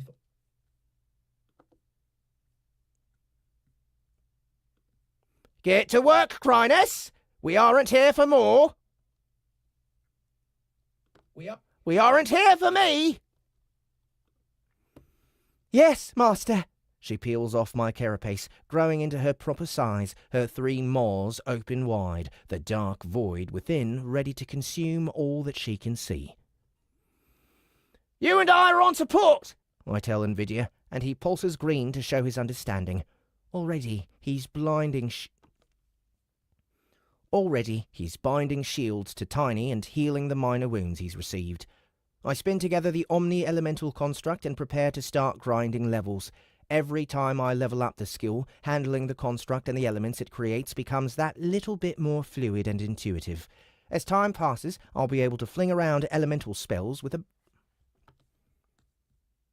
As time passes, I'll be able to fling around elemental spells with wild abandon. I do need to keep in mind my need to grind mind magic also, but that can wait for the time being. The elemental magic is going to be far more useful in this situation, so it gets priority. We settle into a rhythm, Tiny and Chrysalis in front, battling hard and fighting for every drop of experience they can get, with Nvidia protecting and healing them, whilst I throw fire, lava, ice and whatever else takes my fancy. Every now and again, a more powerful monster, such as a demon, comes forward to challenge us, and we team up to put it down hard, ensuring that the experience is taken by someone who needs it. This goes on for hours until our energy starts to dip, and I order my group back through the choke point to rest. Whew! Wasn't too bad, was it, guys? Nothing compared to our last expedition. Tiny harumphs, as if to say the last expedition was pure madness, and nothing should be measured against that standard. Well, get some food into you and have a quick nap. We're going to relocate and do it again as soon as you're ready. Chrysalis sighs and stretches a small set of tentacles as she settles onto my back, preparing to snooze. I haven't even finished talking before Tiny is out, snoring up against the wall. Thanks to the vestibule, I'm full of energy, but these two have been doing the bulk of the fighting and don't have me... Thanks to the vestibule, I'm full of energy, but these two have been doing the bulk of the fighting and don't have my benefits. It's going to be a rough wave for them, since this is all we're going to do until they reach level 80, which could take over a week. I snack on a small piece of biomass I snagged outside the wall and lower myself down. The life of a monster really is an endless grind.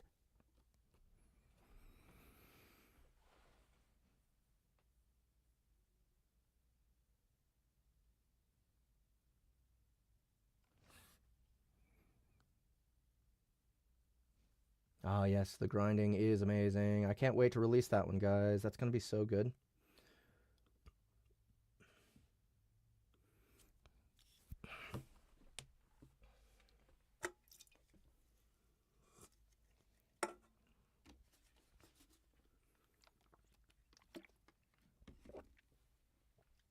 Drinking from everything. Lots of different liquids.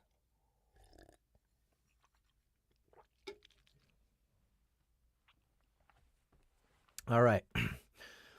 Before I continue, I just want to remind you guys and to address anybody who's come along super recently that LitRPG Con is a thing. That is the very first LitRPG convention hosted by Soundbooth Theater. This is July 18th through the 20th in Denver, Colorado at the Grand Hyatt Hotel. And go to litrpgcon.com for tickets. They're only like $100 each. And what you get is a full weekend of Soundbooth Theater showing you a good time. We'll have panels, we'll have games, and we'll have live entertainment at night, all with the biggest creators in the lit RPG genre. That includes the entire Soundbooth Theater crew, all the narrators from us that you know and love, and all the biggest lit RPG authors out there, including Matt Dinneman, James Hunter, Dakota Kraut, Alaron Kong, Jez Kajiao, Michael Chatfield. Who else is coming? Shirtaloon was gonna come, but he had to cancel. And yeah, lots of narrators as well that are not necessarily Soundbooth Theater people, but who have dabbled with us a little bit, like Travis Baldry, Heath Miller, and Andrea Parsno. So if you haven't already, check out litrpgcon.com. That's where you can buy tickets. That's what you can share to other people so that they can all take a look at the huge list of creators who are going to be guests and panelists at this event. Also, there's going to be VR laser tag. It sounds so fucking cool, and it's going to be all day Saturday. So don't delay. Check out litrpgcon.com before we run out of tickets. Share it with other people that you know in the LitRPG community if they haven't heard of it already. And come hang out with us. Make friends in the genre. Make friends of all the other people that are listeners and readers as well.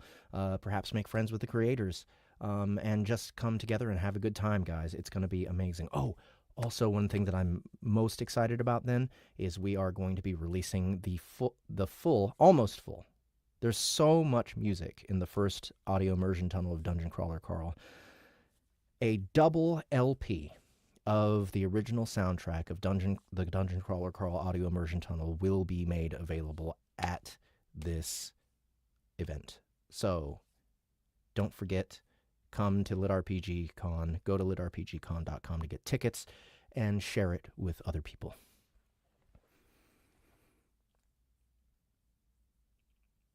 On wax, on vinyl, but yeah.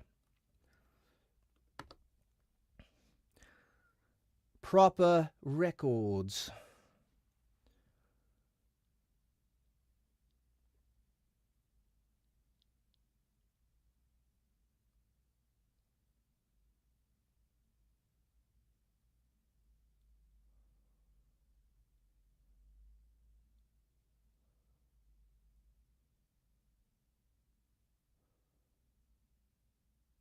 Okay, I have to make sure that this is the narrator that I think it is.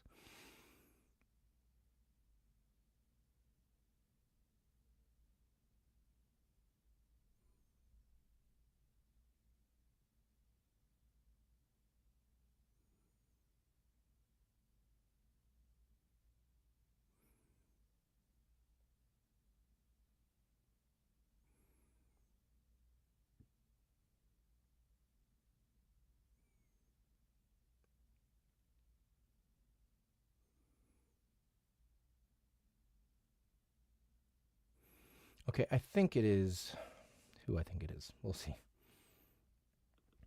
Chapter 51. Chapter 51. Bubbling from beneath. The power I held, it was so great I couldn't see the whole of it, couldn't grasp the scale. So vast had it become that I didn't have a reference point, something to help me see its true nature.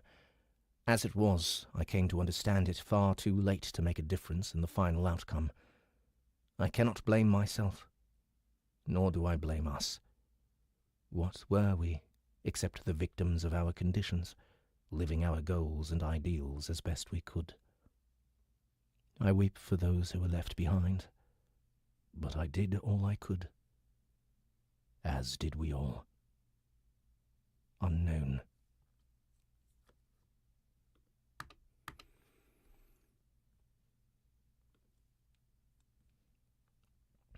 It was always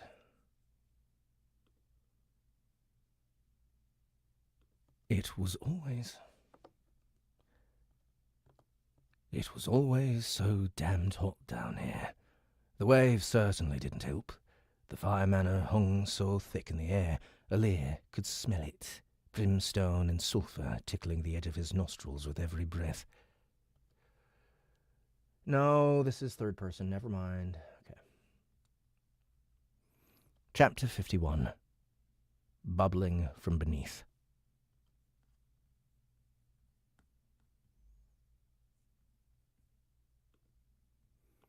It was always so damned hot down here. The waves certainly didn't help. The fire manor hung so thick in the air, Alir could smell it, brimstone and sulphur tickling the edge of his nostrils with every breath. He coughed and spat, trying to get the foul taste of his mouth. He coughed and spat, trying to get the foul taste out of his mouth, to no avail, the spittle evaporating to nothing mere seconds after it touched the ground.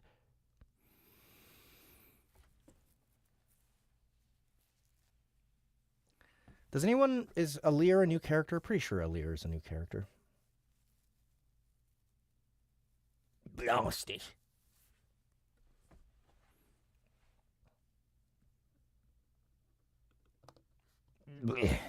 Blast it. Blast it. He muttered under his breath, stepping outside the inner chamber to try and get some air. The acolytes outside stepped out of his way when he burst out the door, robes flapping behind him. They bowed as he passed, They bowed as he passed, their foreheads below the level of their waist, as was proper. Alir paid them no mind. Such things were beneath his notice. He focused on his own restricted lungs as he marched through the temple and toward the front door. He focused on his own restricted lungs as he marched through the temple and toward the front door, hoping to find relief.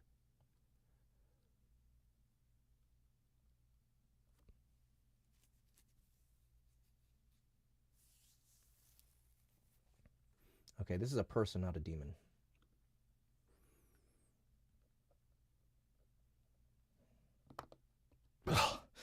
Blast it! He muttered under his breath, stepping outside the...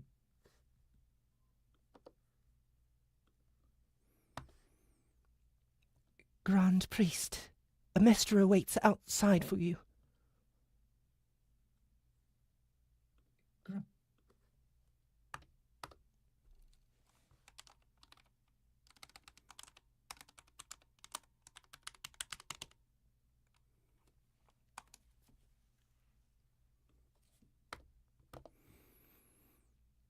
A timid priestess informed him as he strode past, causing a frown to crease his face. "Demon! Demon! Demon!" he snapped. Yes, Grand Priest," she stuttered. He grunted with irritation. A demon with a message usually didn't bode well. More likely than not, a demon with a message usually didn't bode well. More likely than not, it was a frivolous waste of his time for something only the twisted denizens of this place would consider important. The unfortunate reality was that there were some demons he couldn't afford to put off for the sake of the church's work here. Maintaining a cooperative partnership was a requirement of doing business in the Third Stratum, and not even the Church of the Path was immune from this requirement. Foul mood growing by the minute, Elir shoved open the stone doors of the temple and stepped outside. Rather than the clear air he sought, he was greeted by a sight of the blasted wasteland that was the Third Stratum, the blistering heat and demon stench even more pungent than before. The demon city of Rockloo was no grand sight either. The rough stone buildings and even rougher denizens were not improving the priest's mood one iota. It might have been a touch less stuffy in the open as opposed to the enclosed inner chamber, although that may just have been his mind playing tricks. Regardless, he dragged in a few lungsful and spat once more for good measure. He knew very well that only the most trusted members of the church could be given assignments like his, but the Path knew he regretted the strength of his own devotion on days like this. Regardless, He knew very well that only the most trusted members of the church could be given assignments like his, but the Path knew he regretted the strength of his own devotion on days like this.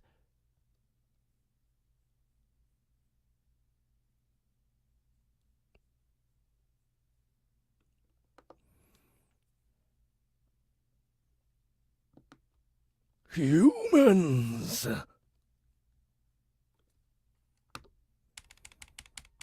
I kind of liked that voice.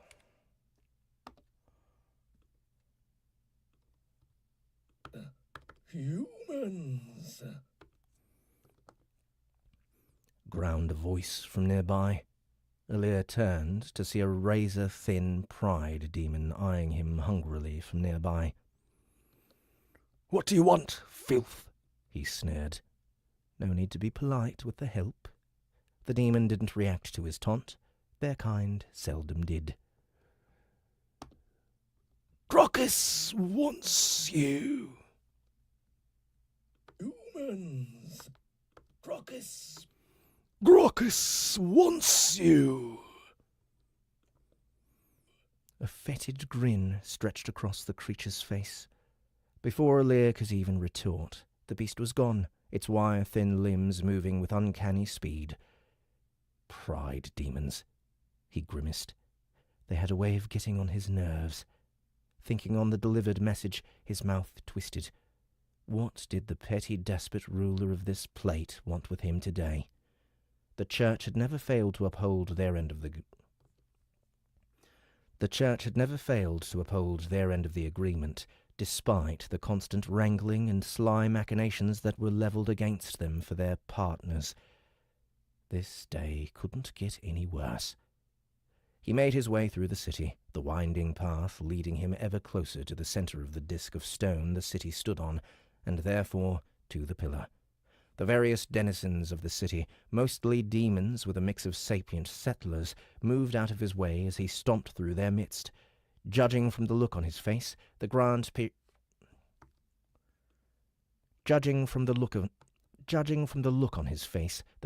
Priest was in a poor mood, and none wanted to be the...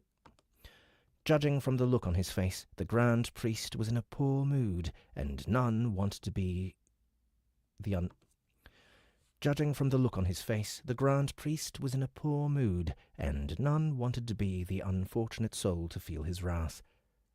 There was something gratifying about having monsters 10 times your size step aside out of your way.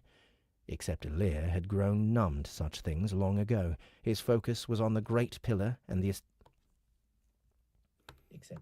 Except Elir had grown numb to such things long ago. His focus was on the great pillar and the palace established on its face. Grockus's residence wasn't carved into the pillar itself. No force on Pangera could cut into that stone, but had been constructed around it, a compound that circled the full circumference around the centre of the city.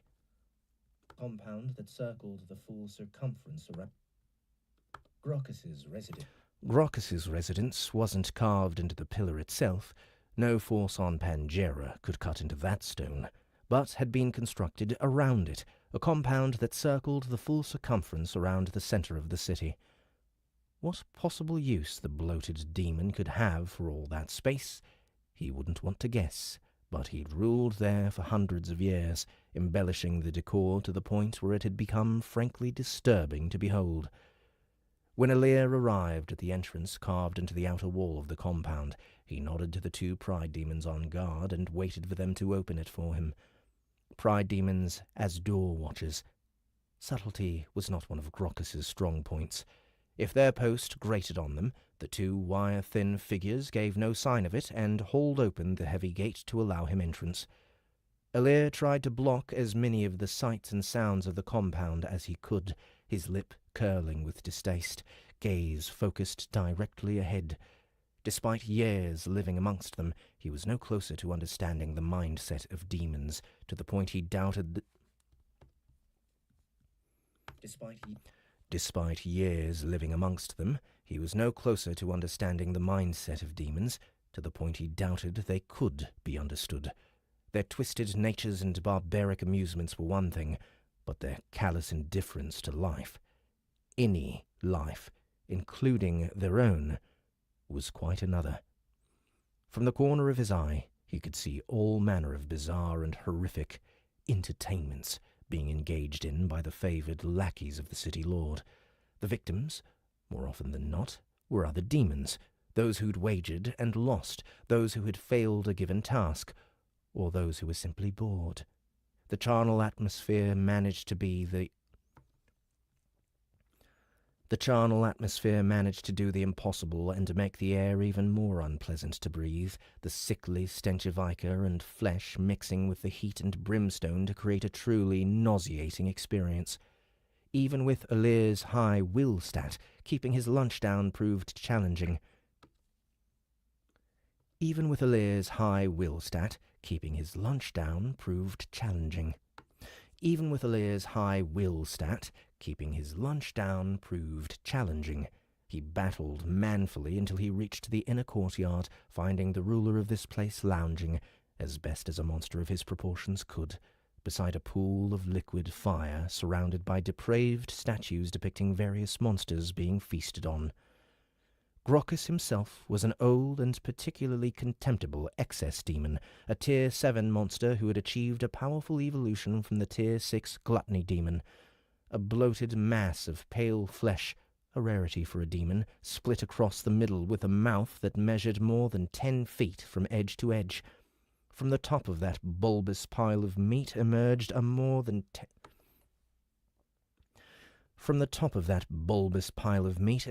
a disturbing, human-like figure cut off at the waist.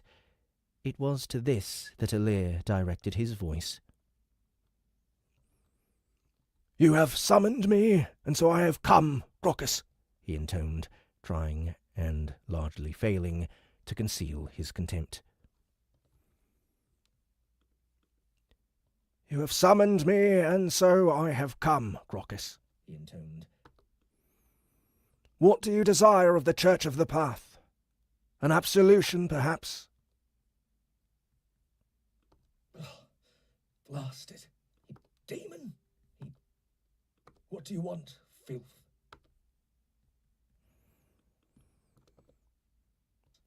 The human figure atop the mass smiled thinly at the poor joke, whilst the huge mouth guffawed deafeningly, a green, barbed tongue lolling from between the fat lips.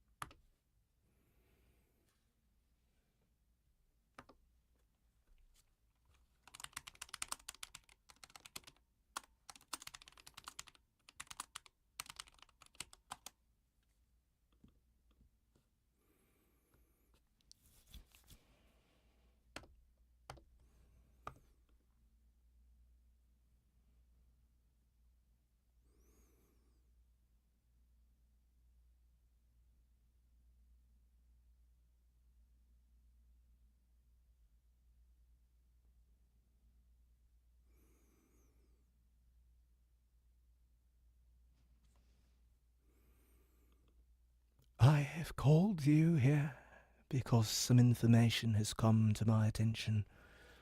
I've called you here because some information has come to my attention that might be of interest to you and your people, priest. I've called you here. I've called you here.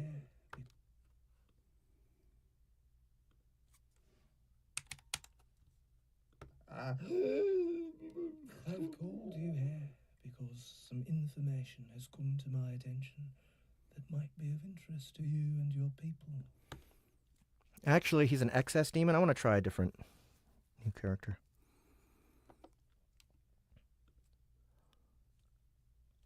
I have called you here. I have called you here because some information has come to my attention that might be of interest to you and your people, priest.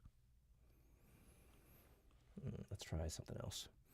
I have called you here because some information has come to my attention that might be of interest to you and your people, priest. Let's try that. I kind of like that. I have called you here because some information. The too pale figure of Grocus replied. My scout has returned with news of the stratum above.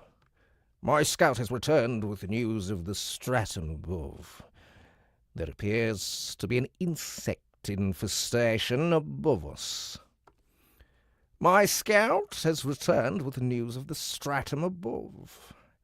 There appears to be an insect infestation above us.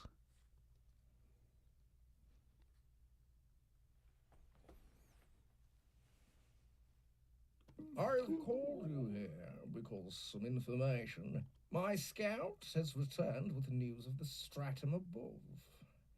There appears to be an insect infestation above us.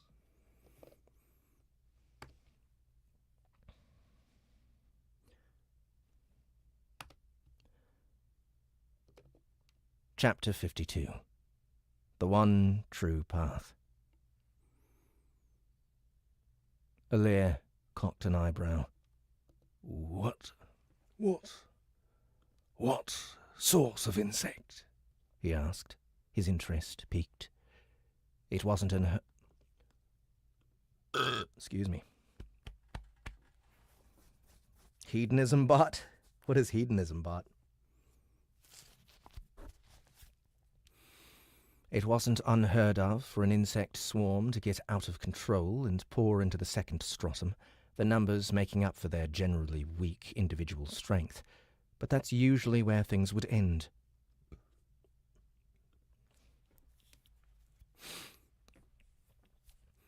The surface and upper layers of the dungeon had far more to fear from swarming monsters than deeper down. For them to make it to the lower parts of the second stratum was already quite the achievement. Ant! The massive demon replied succinctly. Ants? The priest was surprised. How deep were they? Grocus steepled his fingers atop of it. Grocus steepled his fingers atop his own bulging flesh. My scout encountered one just inside our stratum, blocking the path to the second. Inside the third? Now he was really surprised. What tier was it? 6. 6? An ant?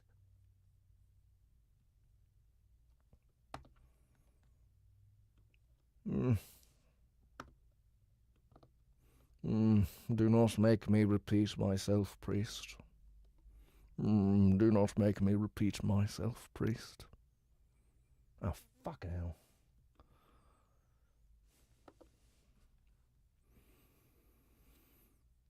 What chapter is this? I lost my place in the stupid script.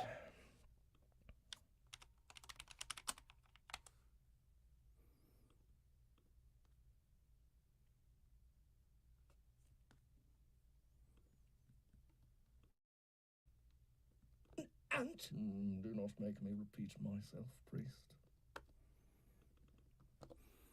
Alir ignored the veiled threat, the novelty of the situation having tickled his fancy. Such a high-tier ant was exceptionally rare, if not completely unheard of. Without access to the complete church records, he wouldn't be able to check, but certainly he himself hadn't heard of such a thing in all his years.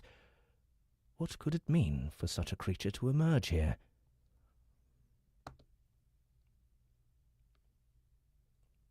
The ant in question had 3 pets, each of them 5th tier, the city lord continued.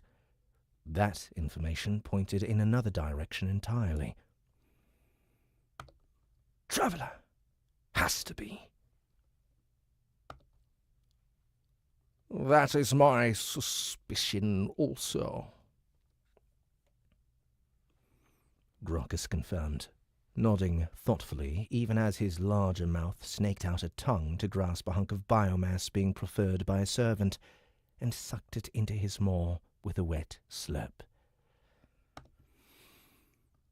There were other ants present as well, a small number, but each of them were tier 4.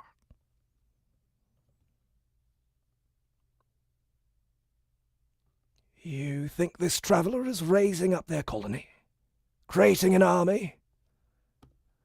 Perhaps so, perhaps not. Without more information, it's difficult to say.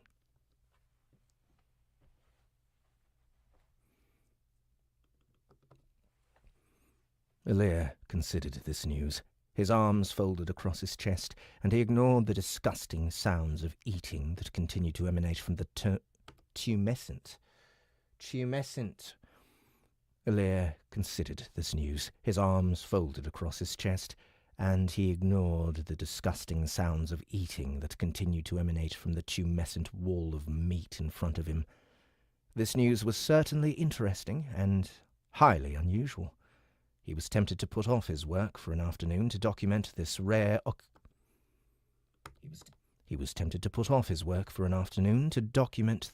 occurrence for the church records, though they likely wouldn't take a demon's word for it. He'd need to see it himself if he wanted to submit a report, and he wasn't about to go hunting through the dungeon during a wave. Which brought him to the point. Why tell me? Why tell me? He asked. The church maintains only a minor presence here in Rockloo, and we have abided by your strictures to the letter. If the ants invade, I'm sure you'll be able to deal with it. Certainly wouldn't be the first time the city has been attacked during my stay here. If you want the colony exterminated, then you're capable of mounting If you want the colony exterminated, then you're capable of mounting an expedition above on your own. You have no need of us. Grocus waved a hand. I have no great desire to leave my post. I have no great desire to leave my post, nor do I wish to send my precious forces above at this time. We have a war scheduled with Orpule in a few days, and I simply can't. We have a war scheduled with Orpule in a few days, and I simply can't spare them.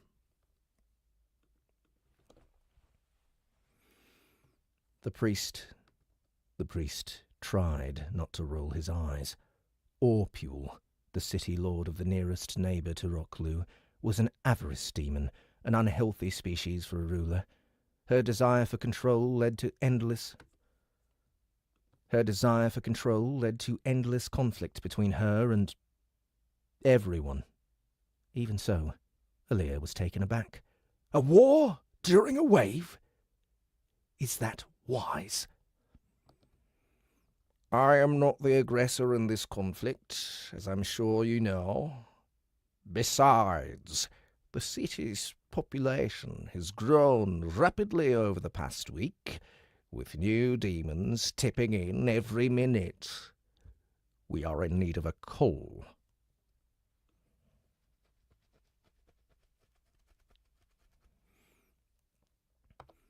So, you would like the church to take up this challenge for you? Alir surmised what the demon wanted. With his own forces committed against his fractious contemporary, he didn't have the resources to try and nip the problem possibly growing above in the bud. There's a great deal of resources to be had in exterminating a colony of such creatures. Grockus smiled with both mouths, a disturbing sight to say the least.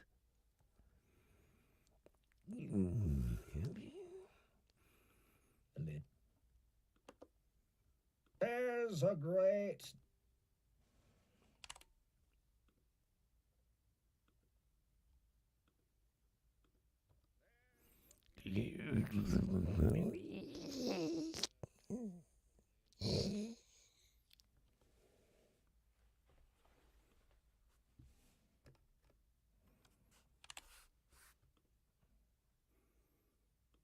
See how that sounds. There's a great deal of resources to be had in exterminating a colony of such creatures. Grockus smiled.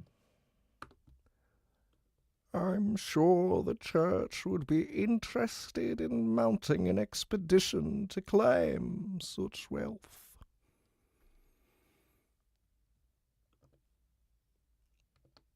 And you allow us free use of the gate. The demon grinned. I'm not sure free would be the right word. Discounted, perhaps. Alir grunted. Typical. I'll send word to my superiors and see what they have to say. I can't very well make a call on this myself. If that's all, then I'll be going.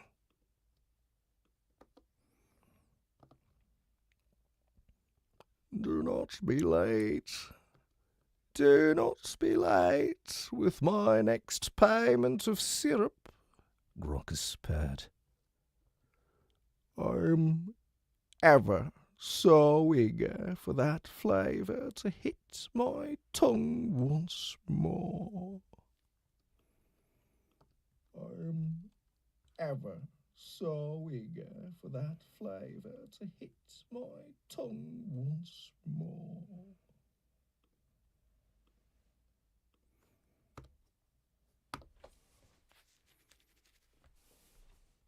Where are we at? What time is it? It is 2:09. Still got a few chapters left in me. Oh, that's not the end of the chapter.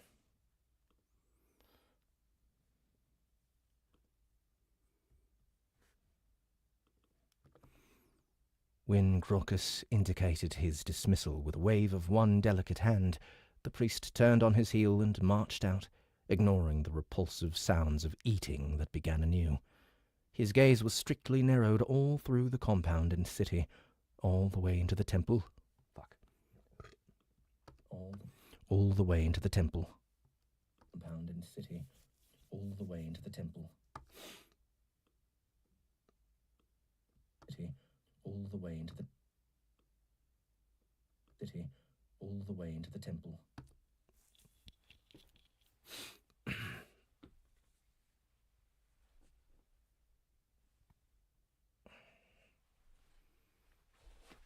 Hey.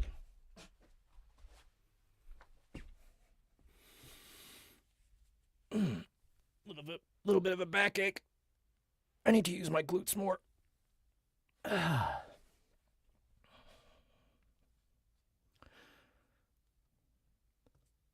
Back amongst his own people, he was able to breathe easy. Or as easy as was possible in this cursed place. Making his way back into their inner sanctum, he sat at his desk, the conversation with the city lord continuing to run through his mind. He was certain there was another angle. Demons didn't live as long as that tub of lard without being clever at seeking out advantages. It's possible he just wanted someone else to deal with this problem for him. It's possible he just wanted the church to owe him a favor.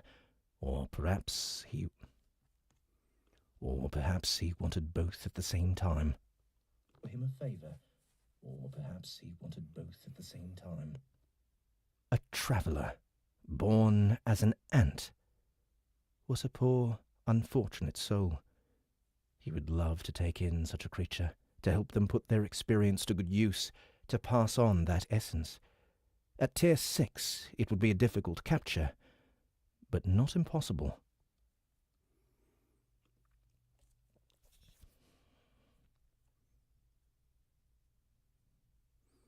And all of those other ants, possibly thousands of them.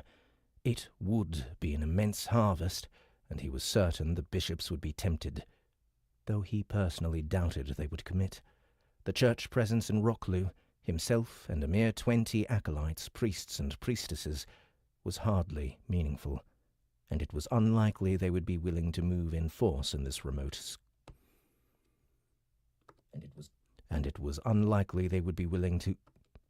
unlikely they would be willing to move in force in this remote corner of the stratum. Still, he took the time to write a missive to be delivered through the portal when the next delivery would be made, describing the situation and his own thoughts. Speaking of the delivery, he had best get back to work. Alir stood and began to inspect runic inscriptions carved into the floor at the center of the chamber. Even unpowered as they were, they glowed with arcane power, the latent energy in the room enough to make them crackle with mana.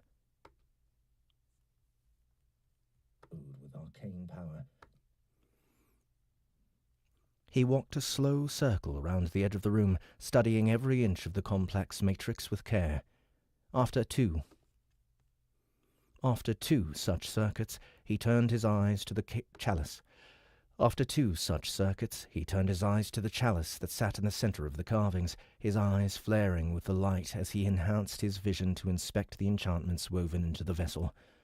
Another slow circuit, and the light faded from his eyes, his interrogation complete.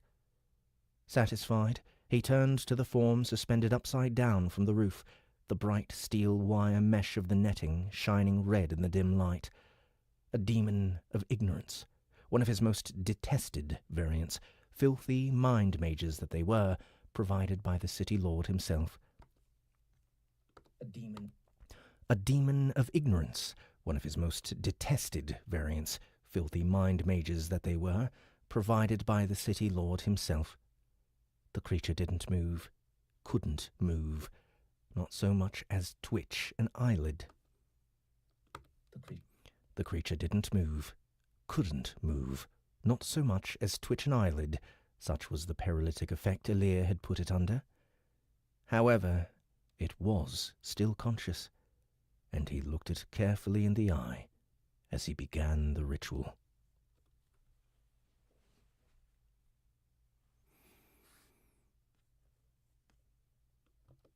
"Monster," he intoned, "I take now your life, your experience, and your essence. In the name of the path I do this.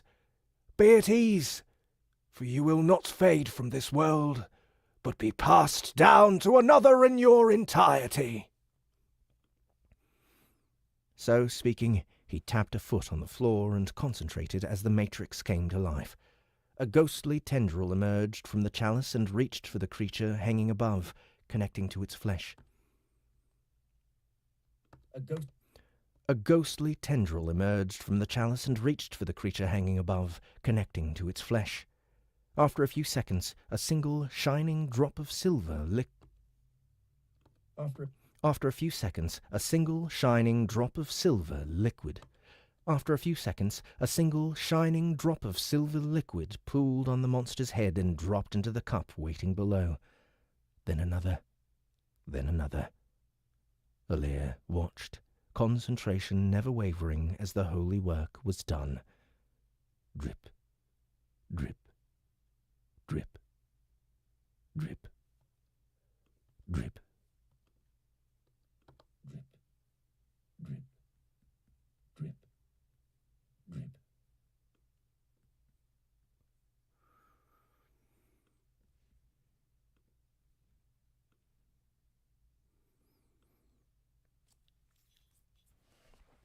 All right, killing it, man. Getting through this.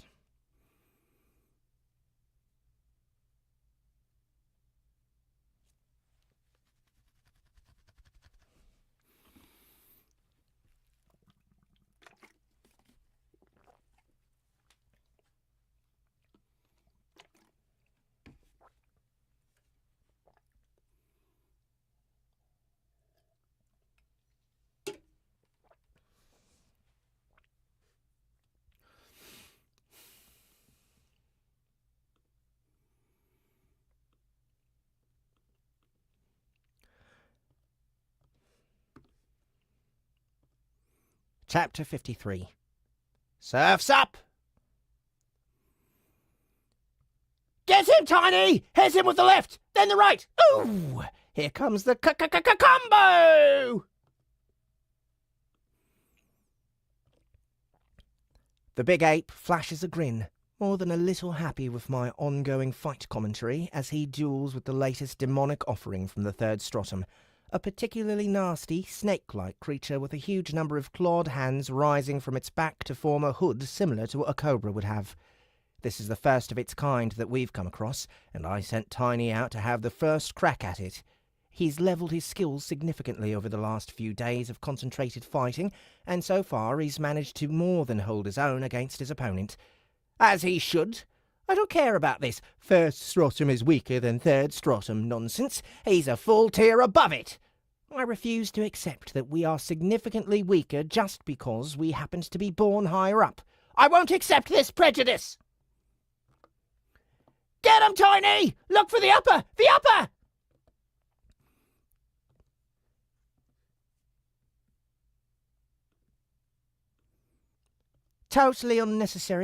Totally unnecessary advice on my part, since Tiny's always hunting for that sweet, sweet uppercut. A few moments later, after a masterful feint, he finds a chance when the snake demon rises above him, either to bite or perhaps grapple with the ape using its mini-clawed hands. Big mistake! Light as a dancer on his feet, the giant ape glides forward, his body held low, hands in close to the chest as he drops his centre of mass. No!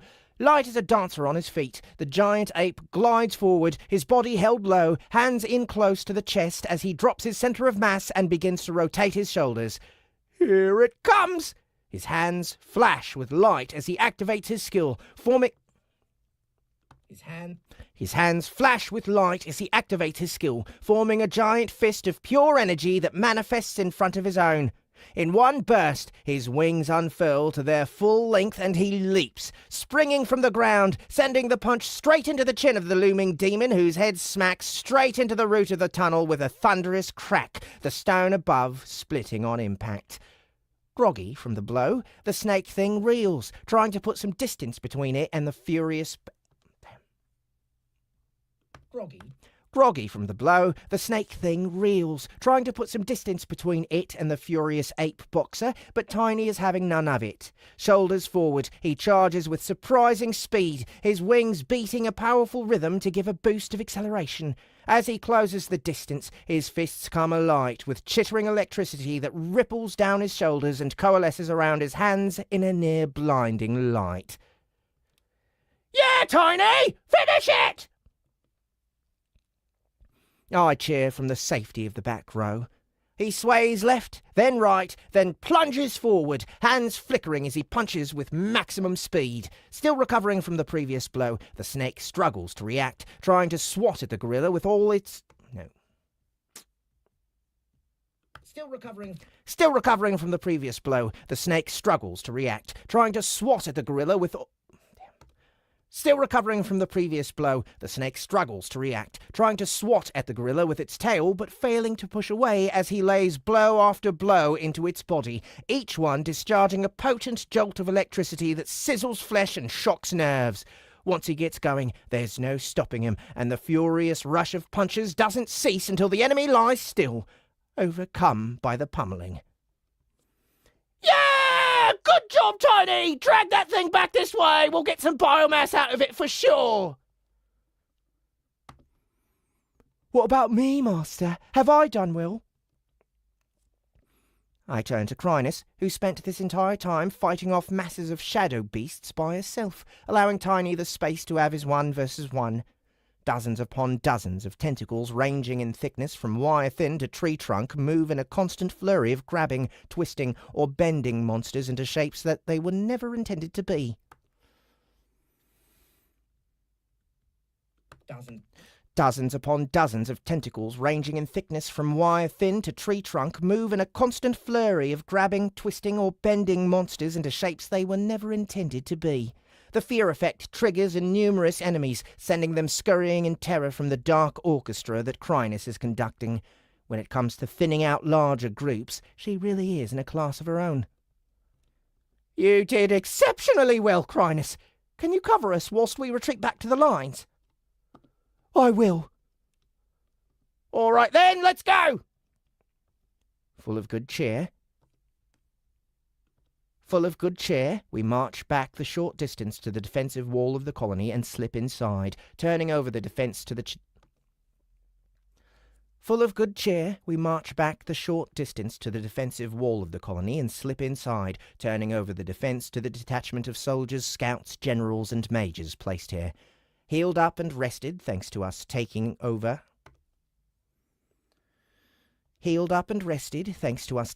their duties for a few hours, the ants look fighting fit and eager to get back to work. Tiny drags through his hard-won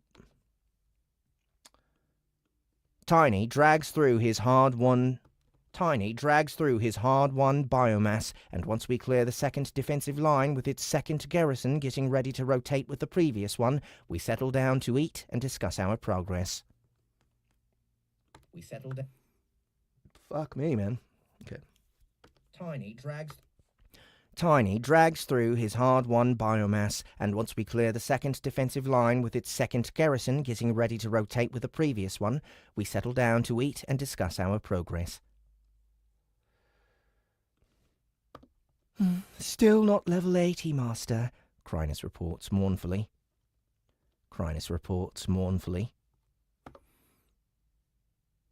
I have gone past 50, however. How about you, Tiny? I ask the big ape. He shoves huge mouthfuls of biomass into his face and just waggles a hand back and forth to indicate about the same. The levelling is going well, all things considered. Despite the huge amount of fighting we're doing, there are simply too many weaker monsters to boost them any faster. If it weren't for the juicy XP they were getting from the Tier 4 demons who pop up relatively frequently, it would be a far slower grind. Even so, I'm happy with how things are going, and I try to encourage our... Even so... Damn it. What chapter is this? I lost my place again. Chapter 53.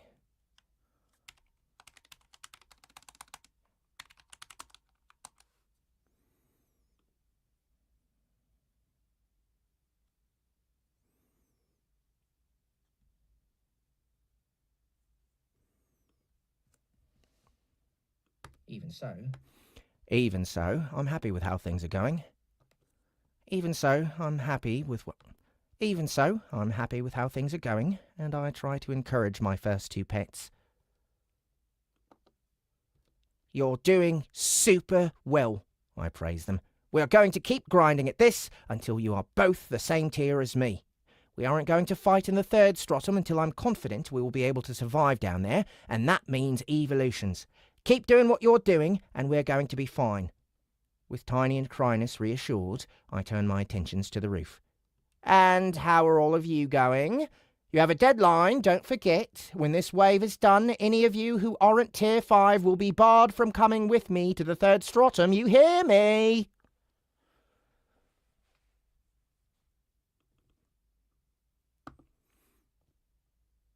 Yes, we're making progress.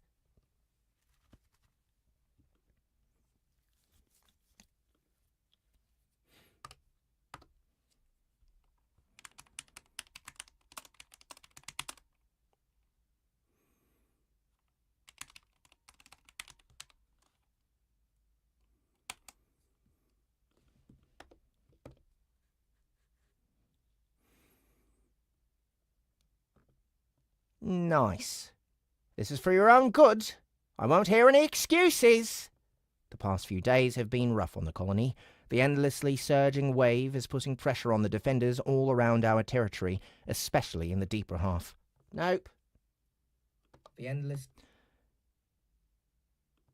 The past few days have been rough on the colony. The endlessly surging wave is putting pressure on the defenders all around our territory, especially in the deeper half. No matter how much we try to help, the moment we arrive at the next site, the defenders are hard-pressed and struggling to hold on. We relieve them for a while, let them get their legs back under them, only for them to be back under the pump the moment we leave. It's not as if the ants aren't improving either. This sort of sustained combat is giving them skill levels and biomass out the wazoo, but with every hour that goes by, It's not as if the ants aren't improving either. This sort of sustained combat is giving them skill levels and biomass out the wazoo, but with every hour that goes by, the wave grows more intense. The mana levels continue to rise, and the mana levels continue to rise, and the strength of the monsters coming out of the depths keeps growing. It won't be much longer until we start to see tier 5 demons showing up in small numbers. I feel confident of that. Thankfully, we shouldn't see many tier 6 like anger.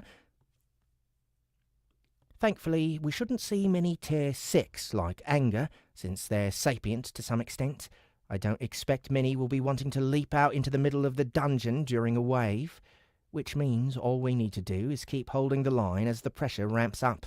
I've been seeing a few tier 5 ants cropping up here and there, which is going to help. And then there's Vibrant, who I've seen blitzing about the place even faster than she was before. I think she mutated her aura gland to give even more of a speed boost than it did before, since everyone around her was really zipping along. "All right," I announced to Tiny and Crinus. "I think I'll take a look at your cores so we know exactly what we're dealing with and can start making a few decisions as we get closer to your evolution. It's a slight invasion of privacy. It's a slight invasion of privacy, I know, but I think we can agree this is for the best. Who's first?"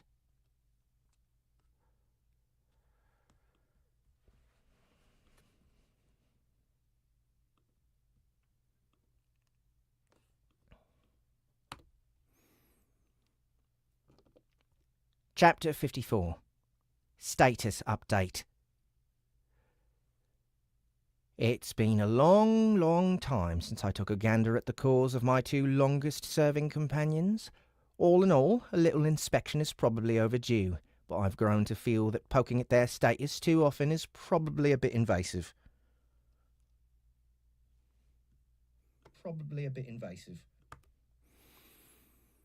They've never complained about it, but I've hesitated to ask.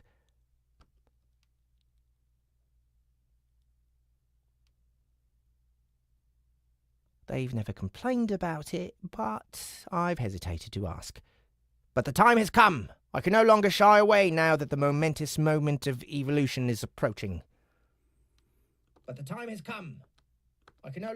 I can no longer shy away now that the momentous moment of evolution is approaching. After a bit of wavering back and forth, it's Tiny who winds up first on the chopping block.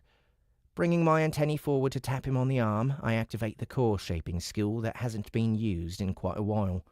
A flood of information pours into my mind, but far from being overwhelmed by it, my recently minted super brain is more than capable of tackling the load. Quite different from my past experiences, I navigate through the disjointed mess and find my way to the core of what I'm looking for. The summary of everything that Tiny is. The status page. Name? Tiny. Level? 52. Rare. Rank 5. Might? 267. Toughness? 51. Cunning? 11. Will? 28. HP? 102 out of 102. MP? 262 out of 262. Skills. Grandmaster Kong Fist Boxing. Level 56. Fist boxing. Level 56, rank 5. Horizon Piercing Uppercut, level 25, rank 4. Comet Leap, level 30, rank 4. Master Heavy Smash, level 11, rank 4. Expert Athletics, level 17, rank 3. Expert Grappling, level 25, rank 4. Penetrating Smashing Blows, level 6, rank 4. Glittering Fancy Feet, level 8, rank 4. Flicker Dash, level 18, rank 3. Expert Dodge, level 14, rank 3. Master Kong Combo, level 31, rank 4. Mutations. Detonator Enhanced Musculature, plus 25. Condensed Granite Bones, plus 25. Collapsing Meteor Legs, plus 25. Stone-Shattering Sonic Enhancer, plus 25. Compressing Rapid Lightning Mana Affinity Gland, plus 25. Compressing Rapid Lightning Mana Affinity. Compressing Rapid Lightning Mana Affinity Gland, plus 25. Rapid Combusting Energy Conversion Gland, plus 25. Potent Flex Shadow Wings, plus 25. Magnifying Tesla Fur, plus 25. Regenerating Steel Flesh Fists, plus 25. Species. Shadow Kong Emperor. Skill points.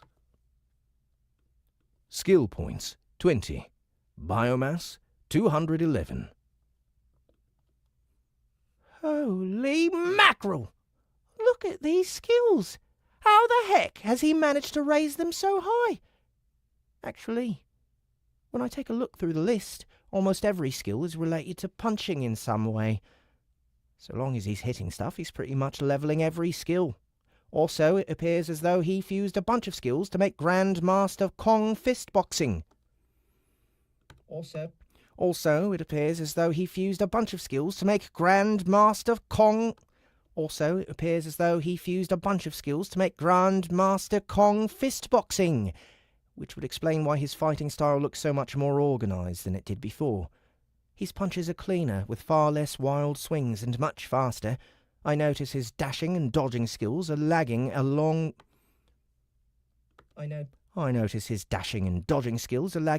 way behind his general hitting skills. Typical Tiny, far more interested in belting his opponents around than he is in avoiding damage. Fancy Feet has certainly come a long way, though. Looking through his mutations, all of them are as straightforward as they could possibly be. More explosive muscles for hitting harder, more solid regenerating fists so he can hit harder, extra energy for hitting more often, and more solid bones to absorb the force of his punching. Is this what Granin was talking about with his synergy talk? Somehow, despite putting no thought into the process at all, Tiny has managed to turn himself into a lean, mean punching machine, with almost all of his skills, body parts, and mutations dedicated to hitting things as hard as he can. And blasting lightning at stuff, let's not forget that.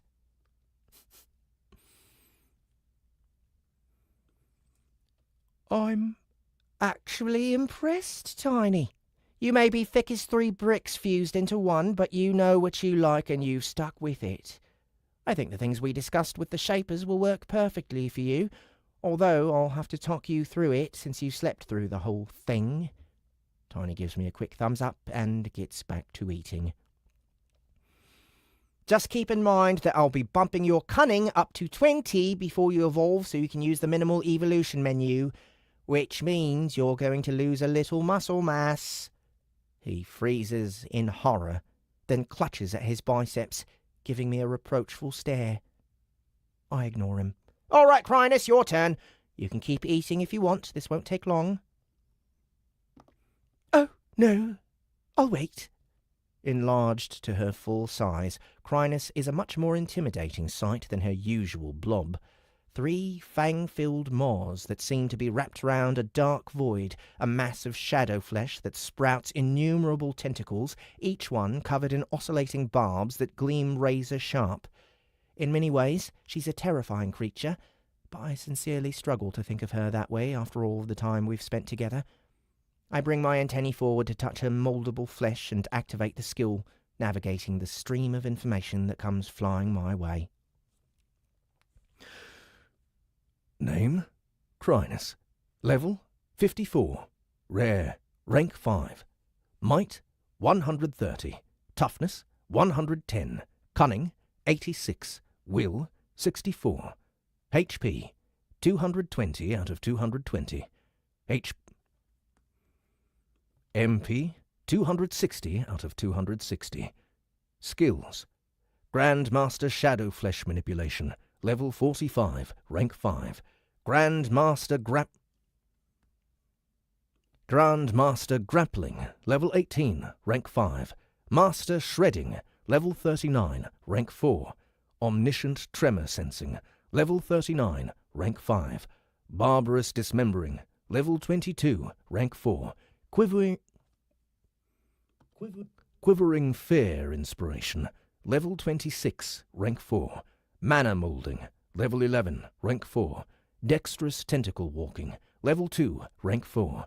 Master Tentacle Foo. Level 25. Rank 4. Finer External Mana Manipulation. Level 12. Rank 4. Master Shadow Magic Affinity. Level 34. Rank 4.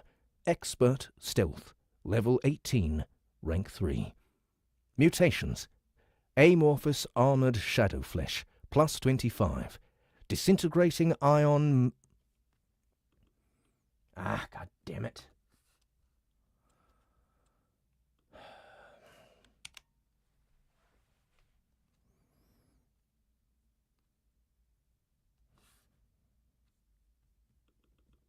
Disintegrating Ion...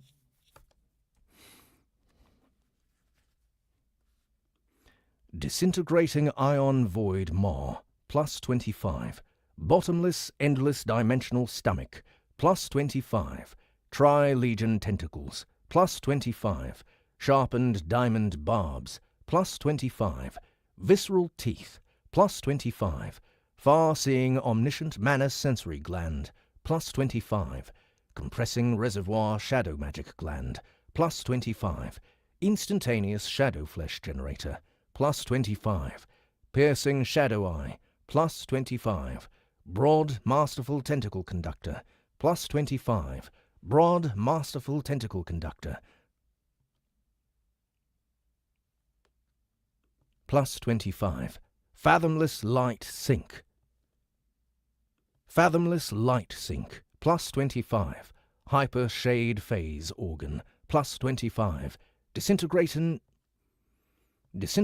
Ion Void Maw. Plus 25. Disintegrating Ion Void Maw. Plus 25. Moldable Cell Structure. Plus 25. Plus 25. Species. Tri-Maw Amorphous Horror. Skill points, 45.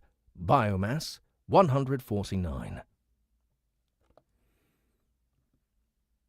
A much more diverse build, Chrysalis has also made excellent progress on her skills, as well as ensured that her mutations are in tune with each other.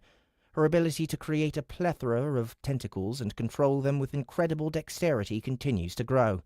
Her dual tentacle conductors act like sub-brains whose sole responsibility is handling tentacle movement, each capable of managing 16 separate limbs without the input of her own mind. The 3 disintegrating maws are fearsome offensive weapons, capable of breaking down almost anything that she manages to sink her teeth into. She certainly has a lot more versatility than Tiny in her build, and is very, very good at what she does. You've done really well, Cryness. I praise her enthusiastically. You've set yourself up perfectly to implement the ideas we discussed. I can already tell that your next evolution is going to be very, very impressive. Thank you, Master, she replies, her tentacles writhing with glee as the 3-mouthed horror sways back and forth in a strange display of bashfulness. With the inspection complete and the 2 of them finished eating through their biomass,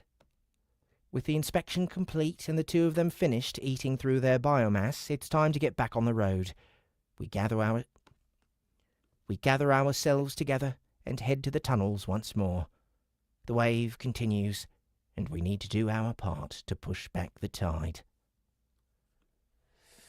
Boom. Okay, let's see. What time is it? It is 2:41. I think I would like to have a little break before my next meeting. So that will be it for me for today. That is the last official cold read of Chrysalis 6. Thank you so much for coming and hanging out with me while I narrated this chunk of the book. Remember, I am back at it in Discord starting tomorrow. Not exactly sure what time, so make sure to join the Discord server to get a notification. Excuse me. The Discord server for Soundbooth Theater Live is in the description below, so just find that link and join up and watch for those notifications. Don't forget also to check out LitRPG Con. It is the very first LitRPG convention hosted by Soundbooth Theater. It's July 18th through 20th in Denver, Colorado at the Grand Hyatt, and tickets are only about $100. So go to litrpgcon.com, look at the gigantic list of authors, creators, narrators that we're going to have there to hang out with you guys, you people who have made this genre so successful. And we'll be playing games with each other, we'll be doing panels, we'll be doing live entertainment at night, and we'll be doing VR laser tag on Saturday. So don't forget to check out litrpgcon.com. And if you have friends in the LitRPG genre, if you have people that you've been meaning to convert into LitRPG fans, show them this convention. It's cheap and easy to get to, especially if you're in the Midwest, if you're in the middle of the country. And yeah, come make LitRPG Con an amazing event that you will never forget. And lastly, go to soundbooth.app. Pick up the short story, Garralosh, that goes along with this Chrysalis series. It's just an origin story about the villain from earlier in the series, narrated by Annie Ellicott, written by Rhino Z himself. It's free, and so are lots and lots of other different first episodes of cinematic audios, and there's just tons of free stuff there, guys. Just go in there and start looking around for stuff that you might be interested in. And for those of you who have been on the Soundbooth app for the last couple months, please share it. Please tell people about it. Please leave reviews for the products and help us expand. Help us become a truly viable platform for indies going forward. If you want to talk more about the stuff that's on the platform, go to r/soundbooth on Reddit. There's already posts there started, conversations started about the different productions, and we need your support, guys. We need as much as we absolutely love the purchasing and the patronage so far, we still need that extra reach. We need more people to know about us so that we can really make this platform viable. All right, you guys have been fantastic. Thanks again. I hope you all have a good rest of your week, and hopefully I'll see some of you tomorrow. Bye-bye.